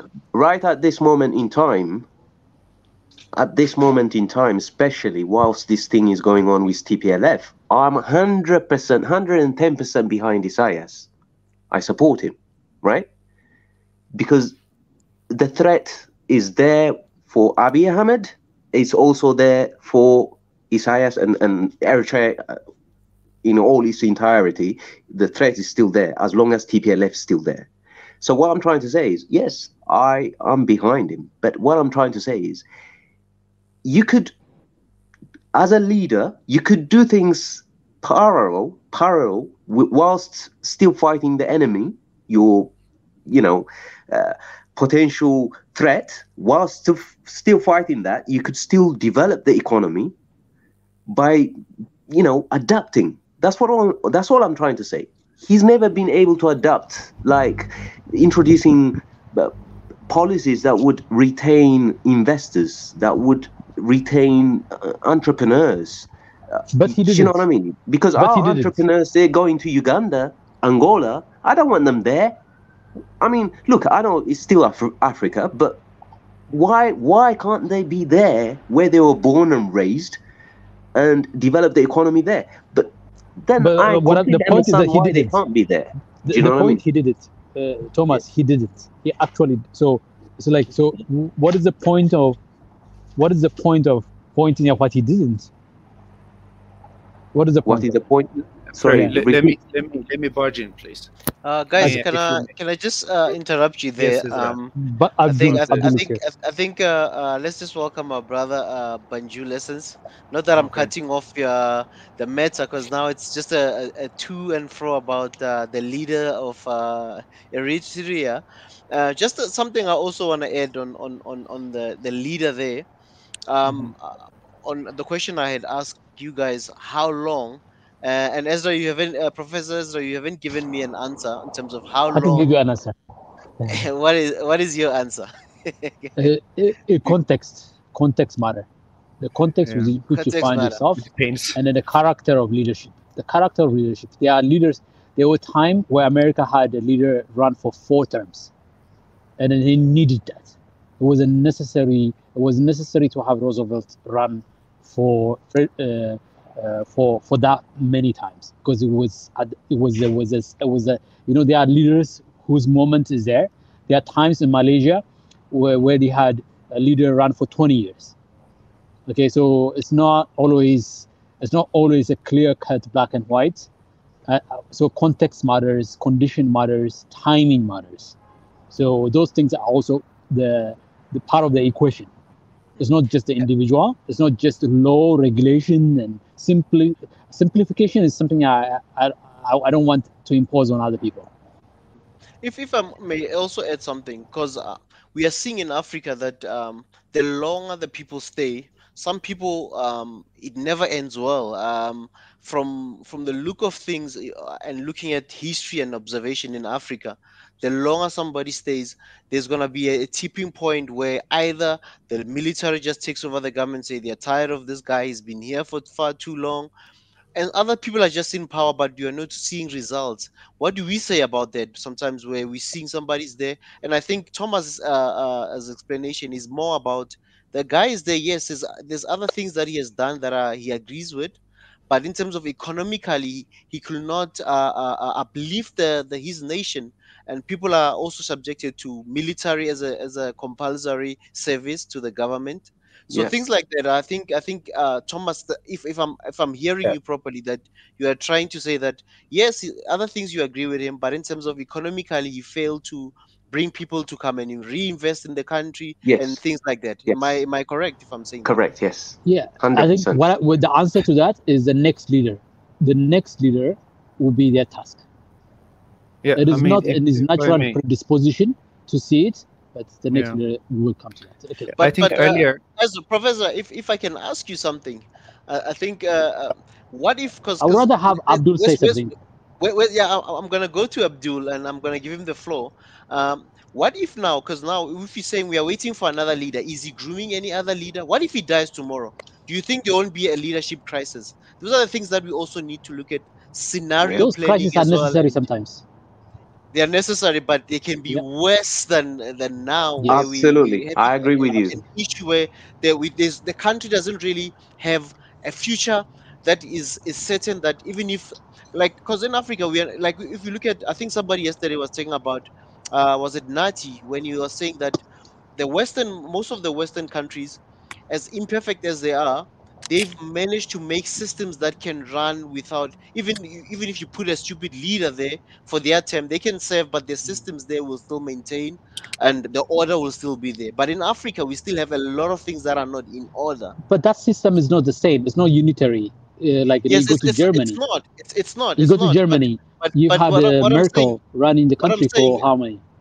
What I'm saying, Prof. Ezra, is it's not about being the same, but there's things that in every country there's supposed to be certain orders, things that can make sure that we have stability. There's countries that are still lacking to build institutions that can run independently, institutions that we don't rely on leaders only, one people who is just a face, and then when the face is gone, we are left with a crisis where people are fighting for power. There's a military who takes over, things like that. That's why we all we're saying is, I think what Thomas is trying to implement, or was he trying to raise here, is we need. He has failed in terms of bringing innovation and leadership. And you were talking about the age thing, that the person becomes stiff and stubborn as they are aging, and nothing is being. He doesn't see a future, a bright future for the country. I'm not sure if I'm right there, Thomas, and I'm not saying your points are wrong. I think those points are very, very valid. I don't want to dismiss them. They are very valid points, Ezra, and very valid point, Thomas. I agree with them. I'm just throwing caution to the discussion and dialogue here. A little bit of a caution, so that we don't run into the notion that if I may bring the metaphor of football, the game of football is not played by the rules. It's not played by the lines. It's not played by the goalposts. But those are the systems. The dynamism of a football game is different in each game, even though the rules and the system are the same. And so what I'm trying to tell you that, you can draw lines and say, you know what, 20 years is too much. Okay? Or some other country could say 10 years is too much. That's a line each community, each society, based on the context and condition and timing, have to be given the power to make those determinations, instead of having to fit it into a system that doesn't allow that kind of mobility. I don't want to watch a game of football where the mobility and the creativity of the player is stifled. I want the system to allow the player to exercise, but within the set of a game of rule, a rule of game. So what I'm trying to get at is not trying to dismiss any points that somebody is making here. These are valid and important points. What I'm trying to get at, that we need to really appreciate, structure and process and systems for what they are. They do organize things, but they have limitations. And those systems and structures that you put in place are also cognizant of the dynamism of the individual and the community. and the experience and the history of those communities they're talking about, and then make those errors so I say in Isaiah's part is a poor judgment to not take advantage of the potential of Eritreans to energize a different aspect of the community beyond security. That's a failure of judgment on his part, but I'm not gonna say it's because he's just rigid or stiff or paranoid. I think I want to say that the next person who comes in, look at the crisis in Ethiopia between 2013 and 2018, brought about a leader. Yeah. No matter, even though it was very tense, I was in the middle of that crisis during when those crises were happening. I remember I used to work in Butajra, and I had to go through a lot of these protests that were happening all the time in Oromia to go to Butajra. And those people in Ethiopia would know when I say Butajra, from Addis to Butajra, you have to go through Oromia and go through the commotions and what is going on. But what I'm telling you is that those crises sometimes they can run out of control. They do run out of control oftentimes, but sometimes they usher in, the leader whose time has arrived. The leader whose time has arrived. If I may, before Thomas continues, I think, like Professor Ezra said, it's not only when the next leader comes in. I think after the current trouble that is going on in the region ends, if it ends anytime soon, I think Eritrea would see quite a change. I believe so. So because the tensions in Red Sea, the tensions back in TPLF with other groups who are some residing in Sudan and with Egypt and so on, and the Westerns staring at Eritrea and to defend. I mean, because it's been a closed country for so long with so many sanctions and so on. So there has been no room, I think, for them to go out and do things, because even if they produce, there is no place, there is no market and so on. I mean, in Ethiopian case, though it is not so closed, though it was manipulated for 3 decades, the market was opened because the leaders were playing with, the decision makers, which are the Western world and so on, with economic ties and what we have really mentioned earlier with the corruption ties and so on and so on. All right. But when we said that this is the way we're going to lead Ethiopia, look what happened in just 3 years. All right. That is what happened in Eritrea for the last 3 decades. Okay. So I think when this TPLF issue becomes solved, I think even with the current administration, I think Eritrea would see and would move on to a new era. And I am beyond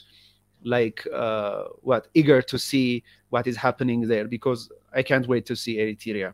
And earlier when you mentioned the quality of leadership, I think I have said this before, in Africa in general, leadership, mostly for political leaders that we have, it has been used as a green card to do or to say whatever they want for so long.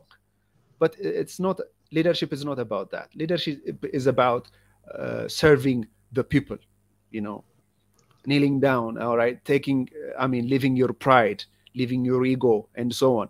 Even when the people without the right knowledge criticize you for doing a certain, for making a certain decision, for making a certain strategy and so on for the well-being of a nation, to stay strong, to stay firm, and to serve that nation who is criticizing you is one quality of a leader. Because even after Prime Minister Abiy Ahmed came into power in Ethiopia, almost after 6 months, almost the entire people of Ethiopia has turned against him, because we were expecting for him to put an end to all the problems that are happening in Ethiopia, which is impossible for a country with almost 20 million people, with different ethnic groups, with different interest groups political parties with different interests and so on. It was so difficult and not manageable. And what he was trying to do was, creating a relationship, a smooth relationship with around the neighboring countries and so on, which really paid off right now. All right. So in times we don't see why leaders act in a certain way, but if they stay firm to serve the people, even with the criticism and so on, I think that is a quality of leadership that we look forward from our leaders in Africa. I remember I read a book by the Prime Minister before he came to power. I don't know if you read it, Professor Ezra, Erkabina member. I think that book needs to be translated into English and circulate throughout Africa. And if so, we could see much of change in all directions. I just want to acknowledge Biggie. Biggie in the house now. Good morning, good afternoon, good evening. How you guys doing? I can hear all this debate. Sorry I missed you guys yesterday. I just had other little urgent matters that I had to take care of and making sure that it's done. I'm back just now, and I'm listening to your conversation about leadership in Africa, and I think I have one comment to say about when it comes to Eritrea and Ethiopia, because right now we decided that Ethiopians will resolve their own problem, and as well replicate for Eritrea to resolve their own problem if they have a problem. Yes. So we're gonna leave it at that, because when you start talking about Isaias, when you're talking about Adi, there's a lot of things that's gonna be segregated. Right now we want unity. Right now our fight is unity. And believe me, between these two leaders and looking at them, how they interact, how they do things, it seems like we got this synergy that's really, really coming ahead of a lot of Western countries that they don't want to see. Okay, the collaboration between Ethiopia and Eritrea, when it comes to the leadership, each correct each other, believe me. And Isaias is very, very knowledgeable, and he maintained his country as one, no matter what. He's the first one that introduced in that part of the country. First year Eritrean, then it can be whatever under. So he believes the way he did the right thing for Eritrean people as their leader. Believe me, you go in Asmara, you can go anywhere. He's just walking around talking to his people. Nobody knows that. In fact, there's other, like BBC went in there and said, this is a weird country because nobody stole his wallet or anything. And he sees a president that's walking around with the people. Okay. But anyway, enough said about Isaias right now. But I think what we had to conversate more is this: no more. Okay. One Africa. How can we get out of this war, and how we can talk about a better Africa tomorrow? But we cannot just pick. If you start picking on leadership in Africa as a whole, yes, we got a problem. Hey, it's like Houston, we got a problem. But it doesn't mean the whole Africa went down the drain. We're just gonna do a little bit changes here, changes there, and start understanding among ourselves. So I think we are a little bit off a certain track of how we talk about different leadership. So I want us to reconvene on this topic about One Africa, and people that we've seen a lot of atrocity that went on in Africa in general, and we don't want them to repeat. So our unity right now is to be one Africans. Our leadership, eventually, everybody else, first there's age, there's democracy, that you call it, whatever the people wants. Actually, what people wants and who's going to be the leadership is up to the people of that specific country. Eventually, it's going to be one Africa. We're going to have one president with no borders. So each each country so-called becomes like each state being together. We don't know how we're going to be putting it together, but we will have a leadership and all these beautiful African countries put together with no border and start looking forward for the future. I think we got a great, great plan. But let's Do you not talk think about that will happen in our lifetime? it. Doesn't matter. Work on it as hard as you can. At least And for then your pass it on to the grandchildren. next generation. Yep. Yeah. Next Hello? We would be the one to sacrifice. We would be the one to sacrifice ourselves, and the next will enjoy it. Oh, Abdul, Absolutely. Absolutely. Abdul, I Abdul, want Abdul, I to want to see hear Abdul, guys. Sorry, Yeah, Abdul has been. can we welcome Abdul? He's been waiting. He's been Please. on and off. Welcome, Yeah. welcome. Abdul, how are you, Yeah. brother? It's peak hours for me. It's still daytime on my end. But I've been listening for sure. But it's just sometimes the phone would ring and then it will have to hang up. And but I like the conversation and I like the direction. I think the idea of having a democratically elected leader also, we have to keep in mind that these are new phenomenon in world history. We come from kings and emperors. Recently in Africa, maybe Haile Selassie was the last emperor, and then before the Portuguese came into West Africa, you look at the Ghana Empire, Mali Empire, Songhai, and all these civilizations in Africa. I mean, they were kings. So these are also, we have to keep in mind that these things are still embedded into our leaders also, subconsciously. Absolutely. So, Yeah. but with that said, our leaders are from us. I think we're looking too much at the leadership and not society. These people are coming, they're not coming from, space. They're coming from within. That's our society. Yes. They're thinking like us. They're like us. And Yes. if they become leaders and start deviating, that means this are reflection of us as a people Yes. and not Yes. necessarily the leader. So, these are things we have to really take a look at. And, building, we have to build these institutions that are, in line with our, ethos, our cultural norms, and also in line with ethical, issues that are, African related, but the idea of term limits, I think we were talking about it the last time.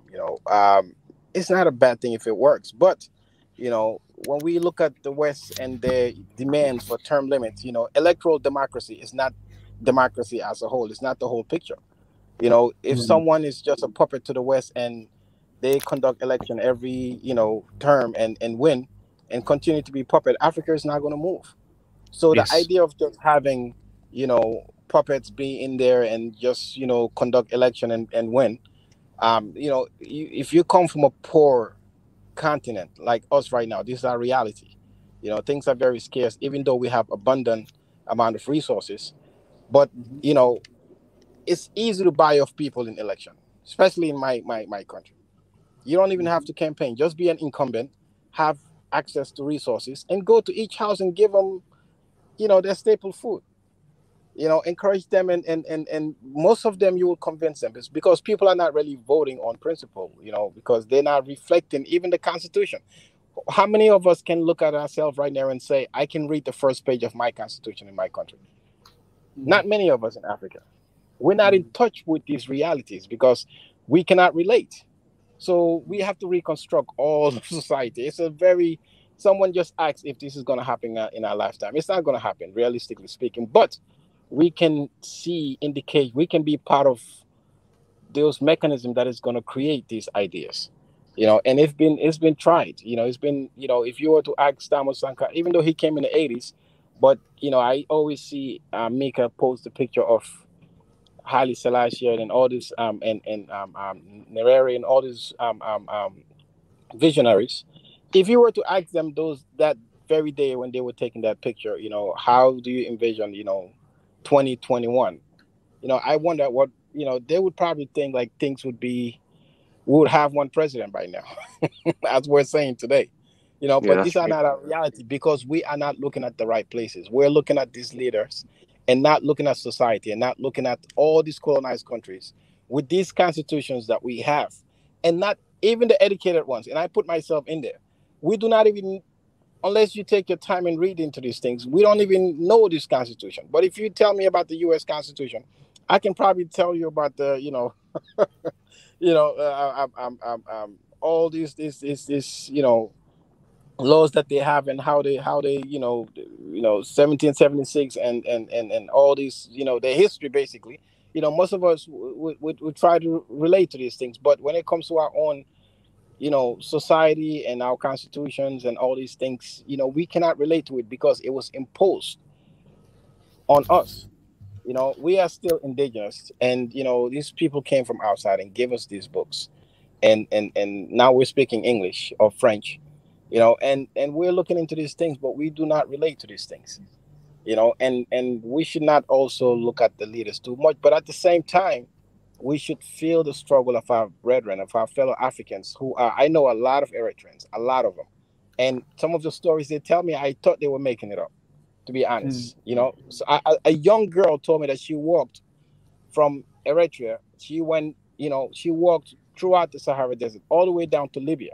She was captured there. She didn't go into details, but I know something terrible happened to her because the UN took her with a few Nigerians to I believe it was Uganda, if I'm not mistaken. And that's how she had an asylum, and she's here in the United States. I mean, she was only 16, 17. That is not normal for a young African lady to be walking the desert. So all of these things is not criticizing the leaders, but we have to also feel the pain of these young people that are dying also. We have on a daily basis, including my country, young Africans are living and dying. They rather die outside, trying to get to a white man's land, than to stay in their own continent because they have been failed and betrayed. We are losing a lot of young people on these so-called quote unquote back ways that they're using. Going to the Mediterranean and drowning. You have ladies with babies that are drowning in these oceans. It's a sad picture, and we have to also ask ourselves, why is this thing happening? But the leaders also, we create this personality from the society and outside source forces create. When they come into power, I'm sure I'll give them the benefit of the doubt that they have the best of wishes for their people. If you look at Abiy Ahmed today, when you see him, you see sincerity in him. But 20 years from now, we don't know. Yeah, we don't know. That will come from outside forces. If you start the same for Isaias, I would say.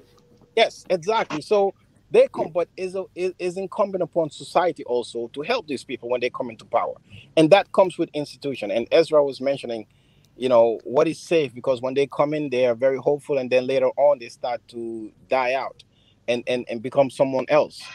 But the reason why is because they don't have this safety net. They don't have this institution that needs to be created. You can run, I don't have a problem with term limits. As long as you're winning and the people want you, build a country. If you figure out how to build your country like, Paul Kagame, do it. But make sure you have an institution that is building the next generation after you. Institutions that are there are safety nets. Can I say this a little bit about the bar of leadership? Ezra, Professor, can I interrupt you there? I think we're gonna be wrapping up now soon. So I think we've gone almost 4 hours. What I'm gonna do is my last point. Yeah, can I just pose a question to everybody in closing? I think tomorrow we will still continue the leadership in Africa. Tomorrow we'll hit the road running on the other unfinished answers and questions. My last question in closing about leadership in Africa is, what kind of leadership should we be developing as Africans? Now, it's not just posed for the guys that are up there, but each and every one of us as leaders, as we consider ourselves leaders as well as society. What kind of leaders should we be developing in Africa today for the future generation? Let me go first.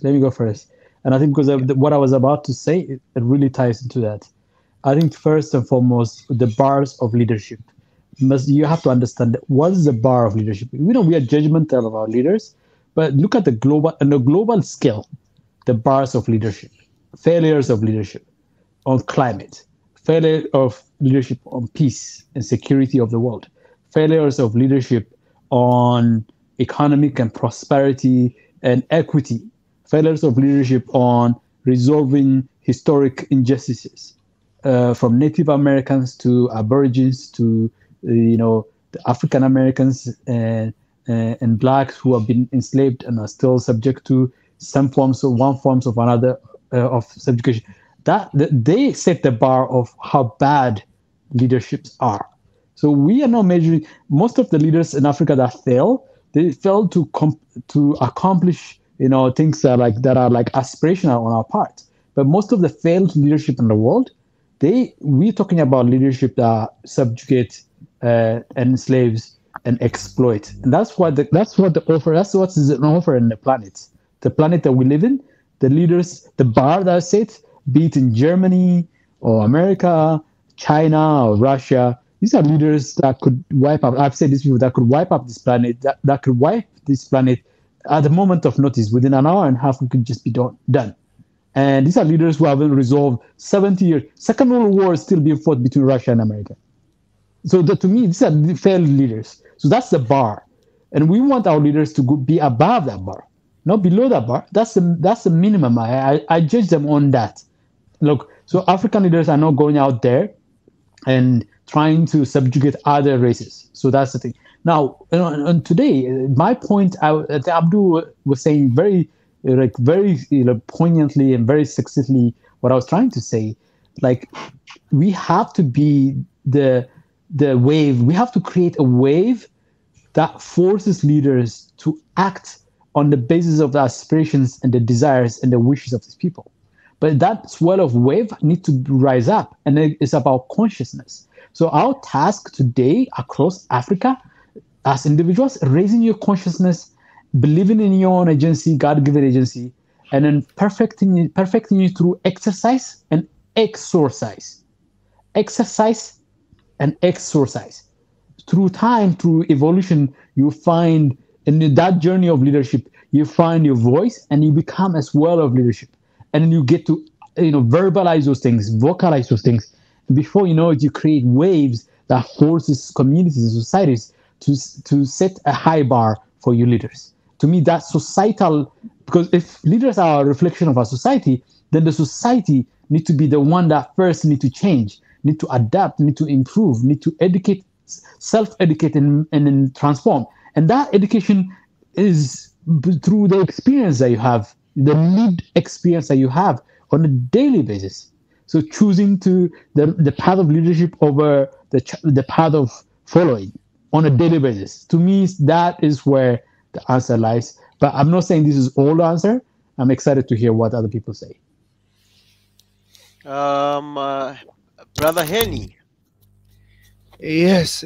Well, I'm excited. Like I was saying, to mention a few points. One, we need to create institutions where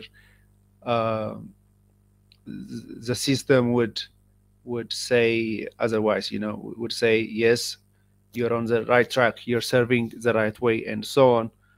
And also, like, I'm sorry if I'm wrong naming, I think it is Abdi, who said the leaders came out of us, representing us, and so on. So we need to build on our society, educating, and so on.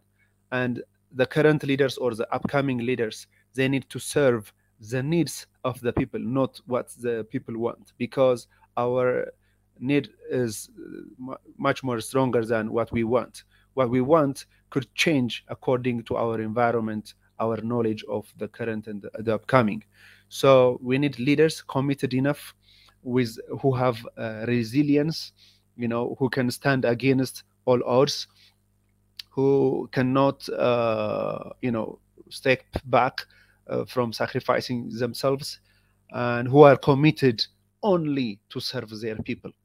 And later, what I want to mention is, I wanted to say this like a long time ago throughout our discussion. I see, for example, after the TPLF is going to be, dismantled out of the system, because the ideology won't end there, because there will be people who are going to continue their legacy and so on whatsoever.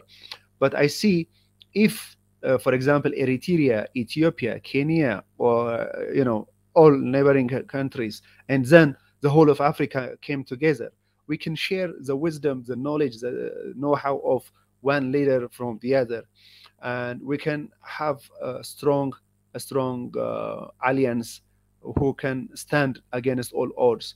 If we can create our own market, we can create our own trade unions and so on.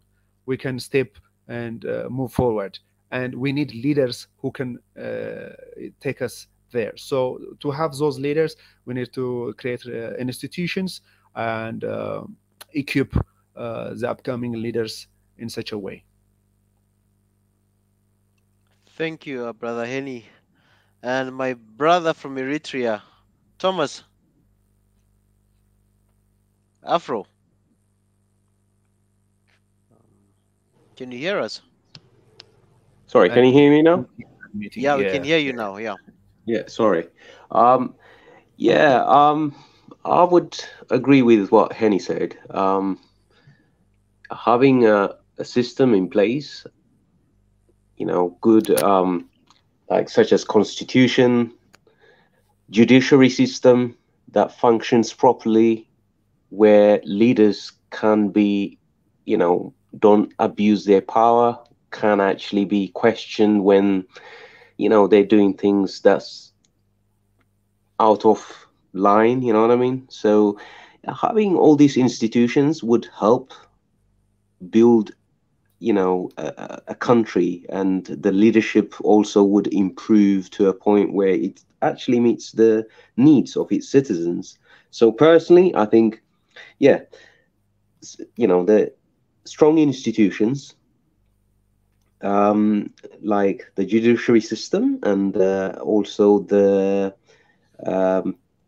what I was saying was the constitution as well, that had to be drafted and properly followed. So every time when something is being done, that it's not actually being done without consulting, the ministers. I mean, in countries like Eritrea, it doesn't happen. Decisions are made by one individual, or maybe few, and there's nothing to question it. And if people are being imprisoned, again, there has to be a system. They have to be put on trial. You don't jail somebody without a trial forever. You know what I mean? So things like that, having a system that functions properly would be key for success in terms of having good leadership, I would say.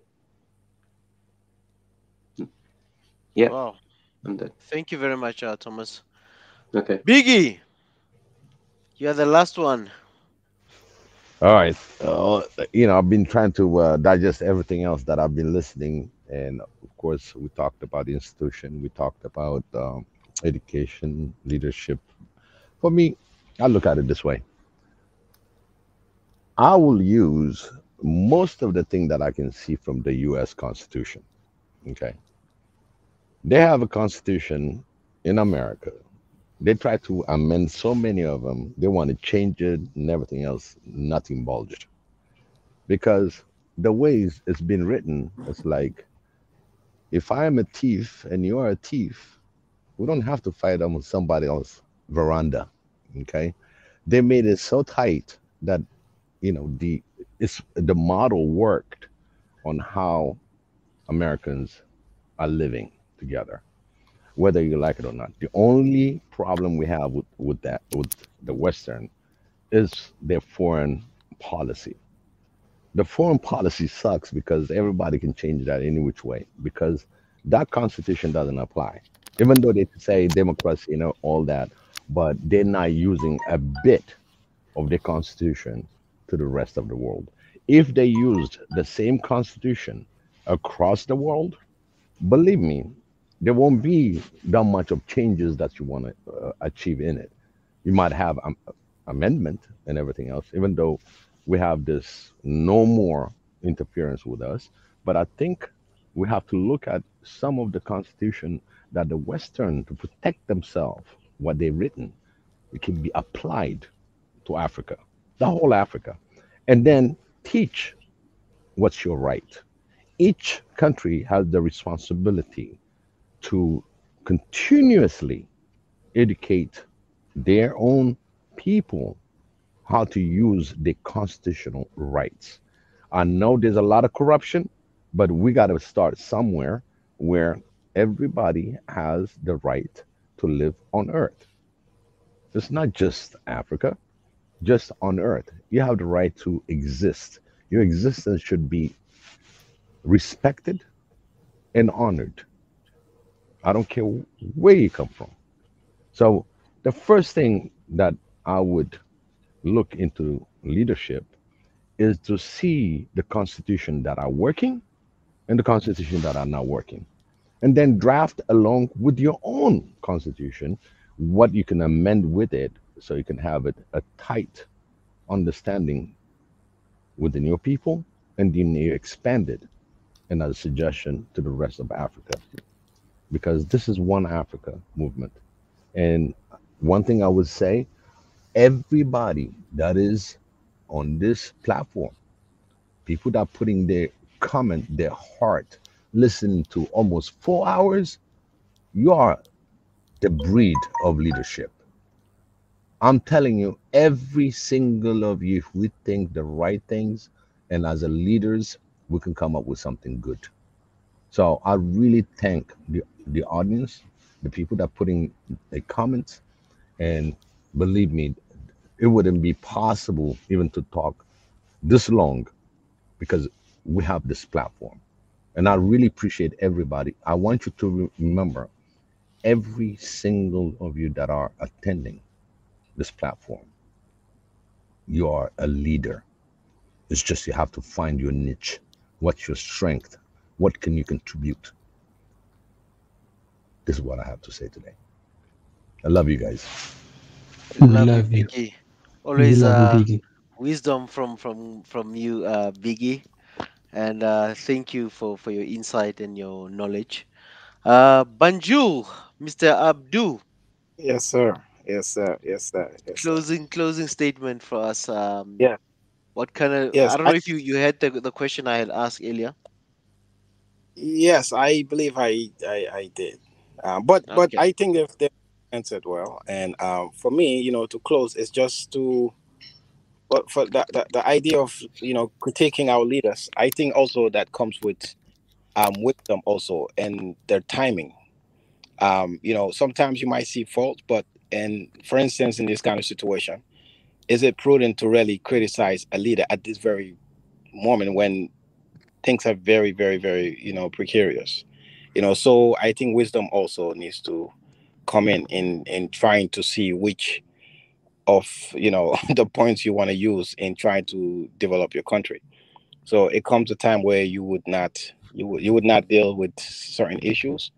Same things. We're all talking about the U.S. If you look at the founding fathers, the issue of slavery was not touched when they were writing their constitution, because they just knew it was not. They had a bigger issue to worry about, which is to create a nation. Within the 13th state. They waited for that, and then Lincoln, 100 years later, had to come and deal with that issue in the 1800s. So you have to really be smart in picking what you want to deal with. Yes, there are a lot of issues with our leaders, and they like the young girl I'm talking about, but at this very time right now, we have bigger issues to worry about, which is especially unity. That we need to tackle, and all these things would hopefully fall in their right places. But also with the big E, to conclude, I'm glad he mentioned foreign policies, that Africans especially have a problem with US foreign policies, and a lot of our brothers also do not reflect on the idea. I'm hearing a lot of people saying Joe Biden, Joe Biden, Joe Biden, go to hell, we're going to be voting Republican from now on. The State Department and US foreign policy really do not really change when based on different administration. There might be slight influence, but for the most part their position on Israel, their position on Africa. You know, these things don't change, irrespective of who's coming in, whether you're Republican or Democrat. So I think also we're making that kind of mistake. And lastly, you know, Constitution, you know, should be natural, because it's you're only taking from what the people that you're ruling over, you know, as your subject. You're only taking their spirit and putting it in a book. That's all you're doing. That's what a constitution should be. You know, nothing foreign. You can have, like you're saying, some universal, you know, things that we all might have in common. But for the most part, you're only looking for the spirit of those subjects that you're ruling over and putting it on ink. And that should be very natural, you know. So, you know, that's it for me. And good night, brothers, and may God bless you all. Oh, Abdul, before you go, there's a technical thing I wanted to ask you. Abdul, hello? Yes, sir. Yes, sir. So we're looking for somebody from Burkina Faso to really come in here, kind of give an idea of what's going on in Burkina Faso, how we can help the people of Burkina Faso as they struggle with what's going on in there. If you have any contacts, people that you know of, or you know somebody who knows somebody, you come into that, and please share that connection and contact with Mika and my accountant. Okay. I have an accountant. That's, you know, she is from Burkina Faso, but the only English would be the language barrier. She speaks French fluently. So, but I'll ask her. I know a few guys that I know, but I'll ask her. She knows a lot of people, so I'll call her and ask her. Please. I mean, if you can bring her, I could translate. Oh, okay, good. She speaks French, fluently. Thomas, French. Oh, thank you so much. I appreciate that too, man. So we need. Biggie also speak French. Oh yeah, Biggie is multiple language speaker. So, so like we just want to make sure we bring them here, because a lot of people are interested in their cause as well. It's a lot of things going on in West Africa right now. Yes, especially in Senegal. The opposition is a guy. They call him Ousmane Sonko. This guy is this is the guy that's making the French not want to sleep, because he is most likely would be the next president if election were to be held fairly in Senegal. Wow. But they're plotting to even kill him. He was even they tried to assassinate him 2 weeks ago, and they failed. And these are young people that are coming up, and we pay attention to these things. And this guy is even influencing these things in Burkina Faso and Mali, you know, and elsewhere in the French. They're trying to just shut all these people down. He's in opposition. There's a lot of people like him, you know, that people are not really exposed to. But the issue with Burkina Faso is, you know, the youths are not going to give up, from what I'm saying. They're just going to keep going. And they want these people completely out of their country. You don't hear terrorism. You know, we've never heard about this terrorism stuff until, you know, these natural resources started coming up. You know, look at Mozambique. I mean, it was a very quiet country, peaceful. Once they discover this stuff, it's like now you have to deal with, you know, militants. I just don't understand it, man. You know, so we these people need to just get out and let Africans deal with our own issues. We've been dealing with each other for centuries. You know, we've never had any issues. You know, we're still dealing with the same different tribes, and we all got along.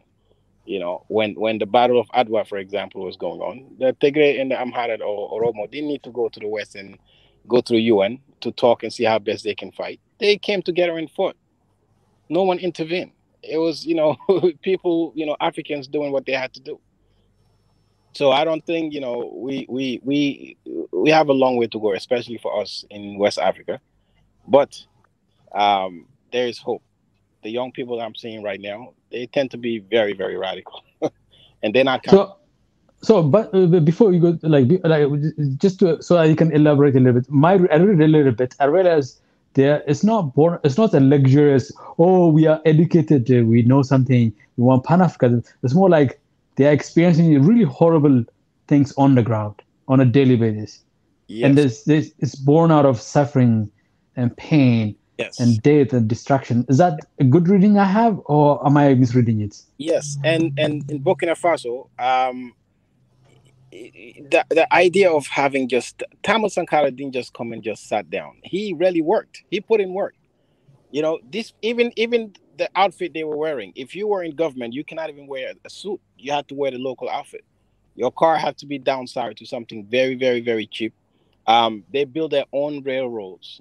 They did everything physical. And the people, these young kids are listening to their grandparents or parents tell them about, you know, what was happening, how people were doing stuff. People were not, Burkina Faso was stopped exporting or importing food in Burkina, their staple food, in less than a year, I believe, when he came in, because they started growing. I mean, things were being done. And this guy they needed to just execute him. And people the youths are looking at these things and saying, this guy did it, it was possible. And while we're struggling now, and just to hit the point that you're making about economic issues and, you know, constraint, this is what they're looking at now. When they look at all these problems that they're facing and it's not working, you know, now they're going back and saying, well, if Thomas Sankara did that for us within a few years, you know, we were really going towards full independence, real self-determination. So why should we depend on this French system and all this craziness? We need to go back and hit the reset button. And that's what's going on in Africa. The reset buttons need to be hit so we can start over. Thank you so much. Thank you. That's very helpful. We look forward to having somebody from the ground and to come and help us understand what's going on, and really push the kind of link up with different aspects of Africa movement to make sure. And then we go to Mozambique, probably Mozambique and Sudan are the next areas that we need to think about. We have to be a platform to give people a place in the platform, a place for people can say, you know what, our effort is not unitary, singular. It's unitary. It's a group of us all over the place, and then our voice will be much more powerful than our weapon, which we don't have anyway. So that's so we are determined to that, and then so I'm excited about what you can get us first. No problem. That's why we. Okay, thank you. No problem. Thank you very much. I'll talk to her and see. Hopefully, she'll find me someone. Thank you. I had a few friends from Burkina Faso back in college, but you know, I'll look at my number and see if it's still there. Those guys definitely would be the right people, but I'll ask her herself. What was the meaning of Burkina Faso? It's a new name that Sankara gave, right? Yes, he gave it in because it was Volta. He gave it in the 80s. He changed it. I'm not really sure. But something like upright men, something like the upright. One of it is one language. It's the two biggest languages that he used and put them together. Oh. Yeah. Yeah. So like I was saying how people are just connected. Northern Burkina Faso are technically all Malians, Mandinka people, you know, and that goes to Guinea and that goes into some part of Gambia. Like majority of my country people are originally from Mali. So all these people are really connected. So Faso is a Manding language. Burkina should be Fulani, if I'm not mistaken. But I think he put two different dialects together and created something. I'm not sure. I'll ask about it.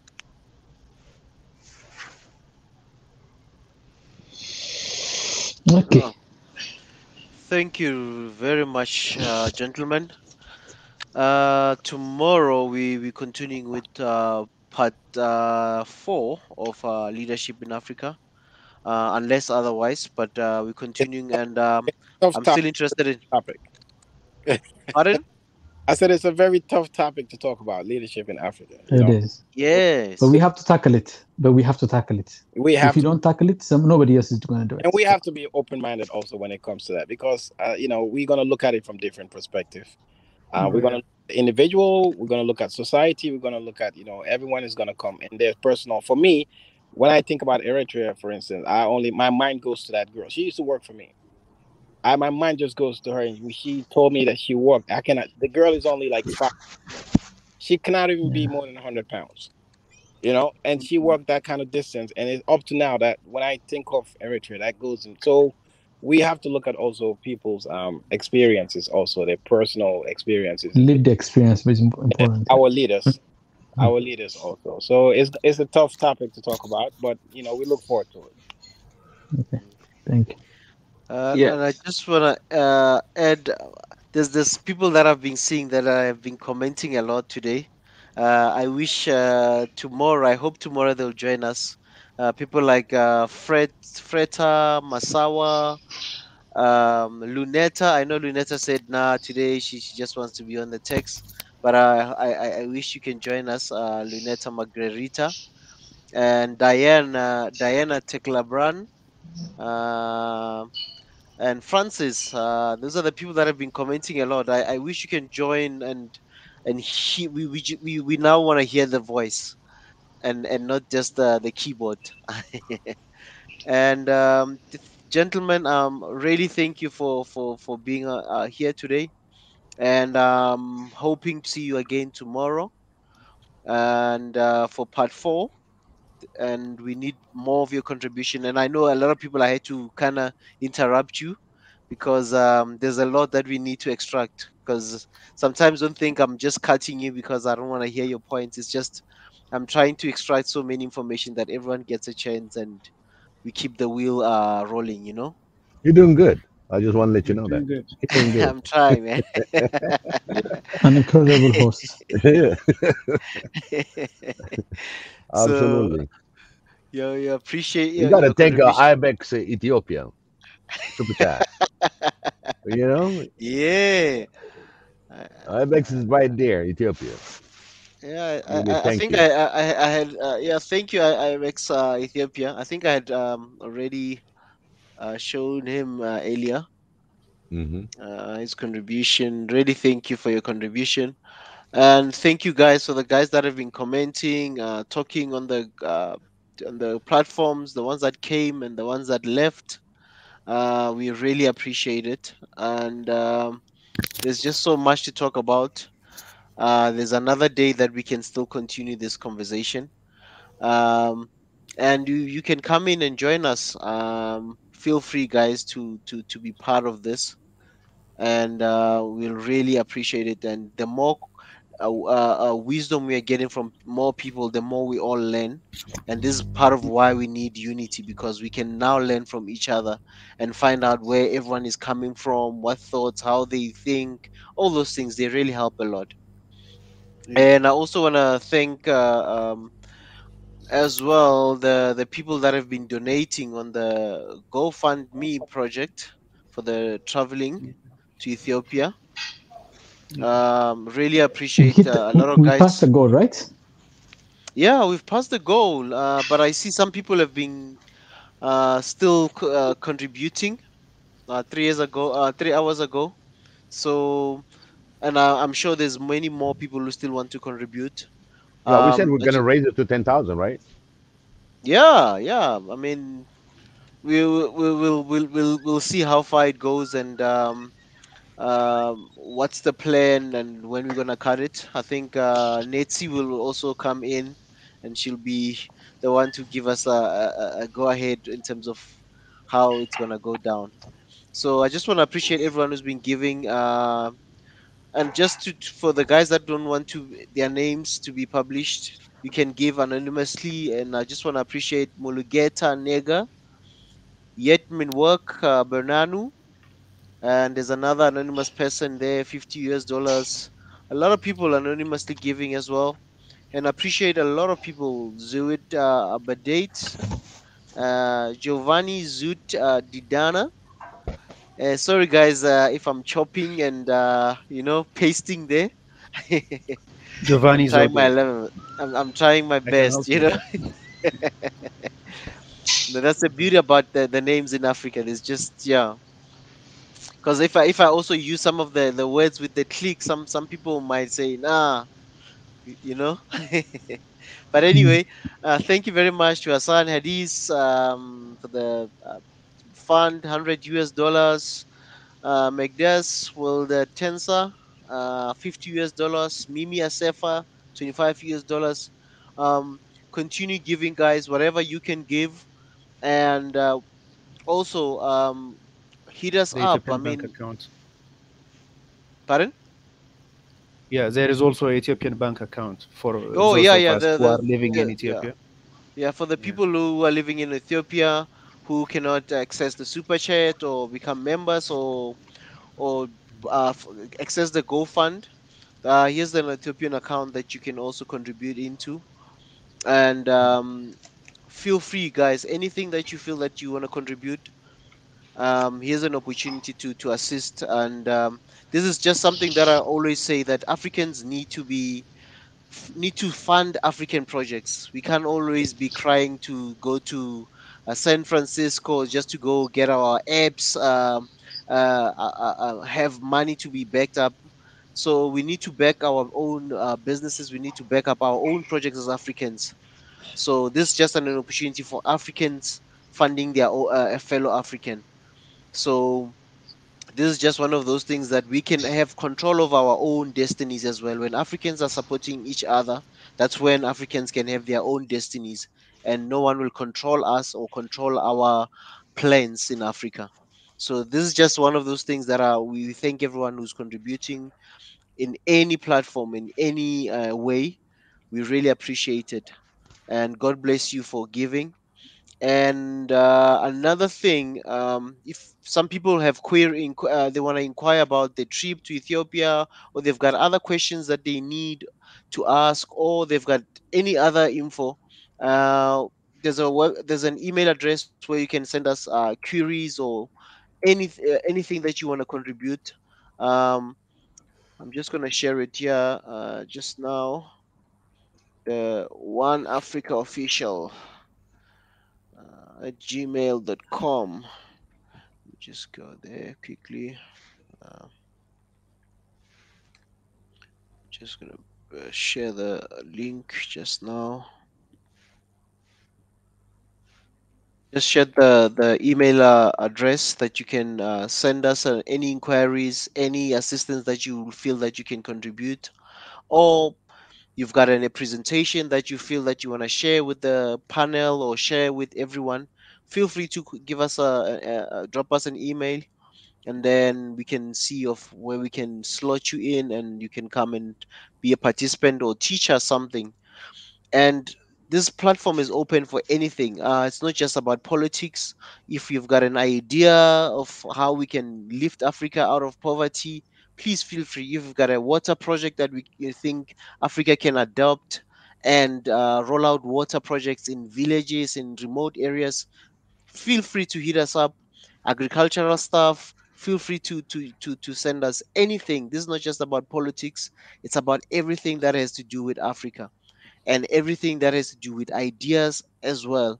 So if you've got anything that you feel that you want to share with Africa, and you want people to listen and buy into the idea, feel free to hit us up on the email that I just sent now.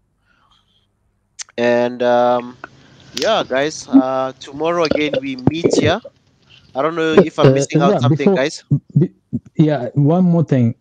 So we have an issue of Burkina Faso, but the Ethiopian case is still is one of the major unfolding things. Every day something new is happening. Today we saw reports of U.S. diplomats plotting publicly, in private Zoom session, plotting on how to overthrow a legitimately elected government, strategizing on how to take down the Abiy government. This is the ambassador of U.S. ambassador in Somalia doing that, and I'm sure some people are doing a lot of work. If you have done a lot of reporting on it, or scoured the internet and you have a deeper understanding of what's going on, some of us out here, we didn't hear it, we didn't have a chance to actually follow it up.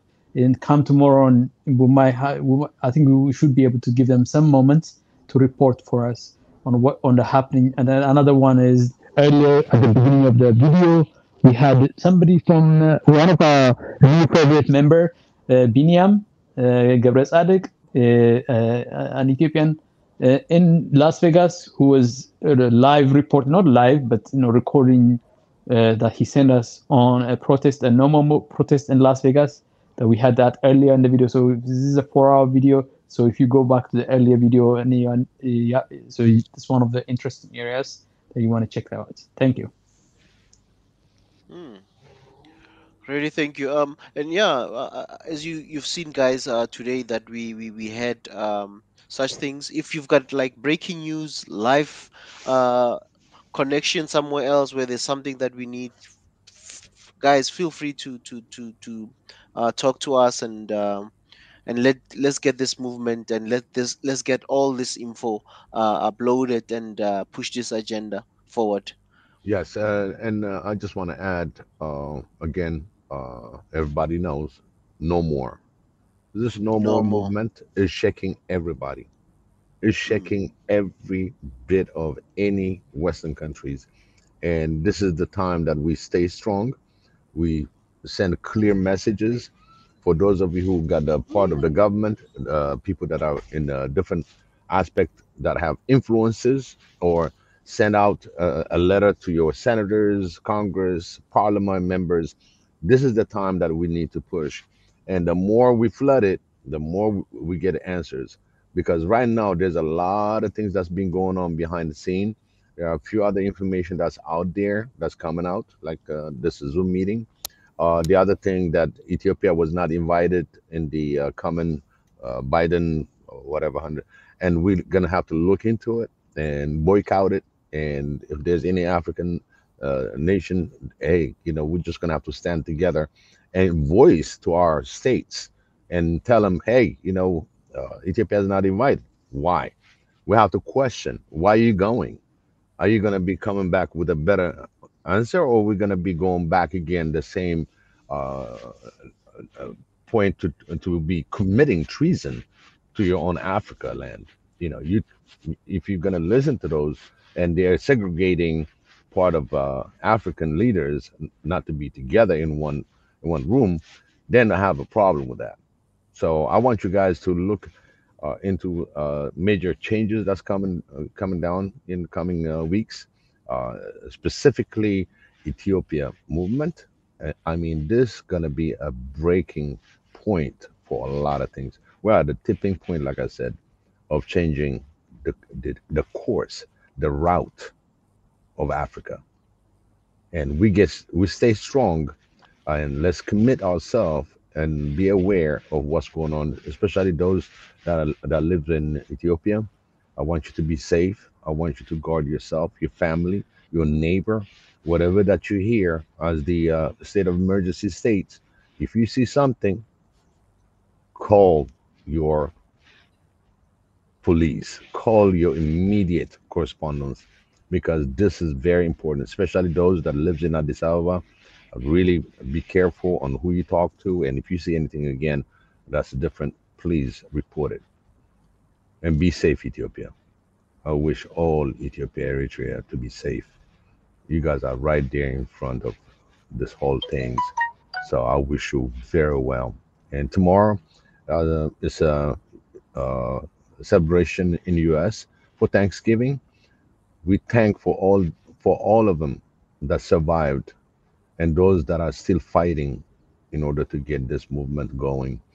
And we pray to those. And I want you to remember tomorrow, put all your prayers, put all your thoughts for African issues, for people that are starving all around the globe, actually, for people that are suffering COVID-19, still suffering. I mean, this is a day maybe to remind everybody to thank God for whatever He gives us, all His mercy. I just want to add that. Amen. Amen. Amen. Amen. Amen. Amen. And Brother Henny, this is something Amen. that you just wanted to say? Maybe. Yeah, I'm really glad that I'm here with you guys. We have discussed so many points so far, and I hope to see you guys tomorrow. We shall continue. Yes, and let's pray for Africa.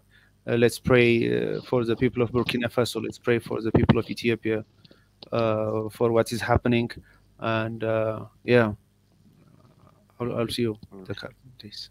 Thank you. Thank you very much. Okay, we can pray. Guys, feel free to join us wherever you are, in your own language, in your own way that you pray. Pray wherever you are, and as a tradition that we do here, and as we rely on God for everything that we do. And just read this, yeah. Can we pray, guys? I don't know if you guys are Okay. ready. Yes, I'm ready. Yeah, You're ready, right? ready. Thank you, Heavenly Father, for this day that you've given us. Thank you for blessing us. Thank you for your mercy. Thank you, Father, that we can come to you.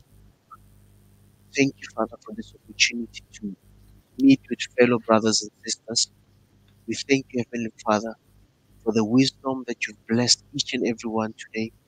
We pray, Heavenly Father, that you strengthen them, that you protect them in whatever they do as they love the continent of Africa. We pray, Heavenly Father, that you continue being with them. Continue, Father, to always be with the land of Ethiopia. We also, Father, remember the land of Burkina Faso, Lord, in whatever they are going through at the moment, Father. We declare peace in all those countries, Father God, or any other country in Africa that is going through any hardship. We declare your peace.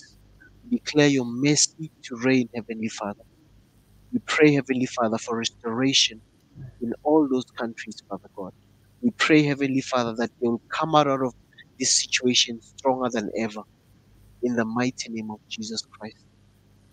I pray, Heavenly Father, for each and every member, each and every subscriber, each and everyone who is a contributor in any platform, Father, that we are working on, Father. We pray that you bless them, that you protect them until we meet again.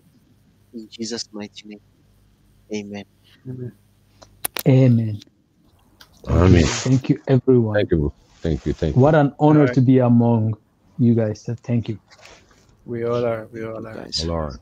Absolutely. Definitely. Thank See you you. tomorrow. All right. Good night. See you tomorrow, guys. Good night. See you tomorrow, guys. All right. Right. Thanks.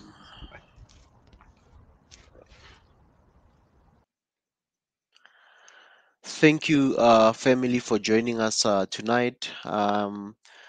As we're discussing leadership in Africa. Tomorrow, join us again as we will be talking about leadership in Africa, as there's many other aspects that we didn't even touch on today. It will be part 4 of leadership in Africa, and there'll be other things that we might add into it. But stay tuned, connect, share, like, subscribe. Please, family, subscribe to the guys that sometimes come and join the live. Don't forget to just subscribe and put the notification, click that notification icon so that you get all the notification when we start. And to the guys that are always commenting, feel free to continue commenting. No hate speech. Let's all post things that can build each and every one of us. Even though we may disagree, let's try to bring proactive and good solutions to Africa. And from my side, Mika will be here tomorrow, and he is here, but he's just doing some stuff in the background. I don't think Mika just left from and left you guys here, so he's around and he is working and in the background. So tomorrow, please join us again, 9 p.m. East African time, 8 p.m. Central African time, 7 p.m. West African time, America, your East African time, East American time. It's I think you're 6, 7 hours, 7 or 8 hours behind. So yeah, feel free to join us. And the guys, whoever in Australia, the ones who are ahead of us, feel free to join us tomorrow. And from my side, it's shalom. We shall see you again tomorrow.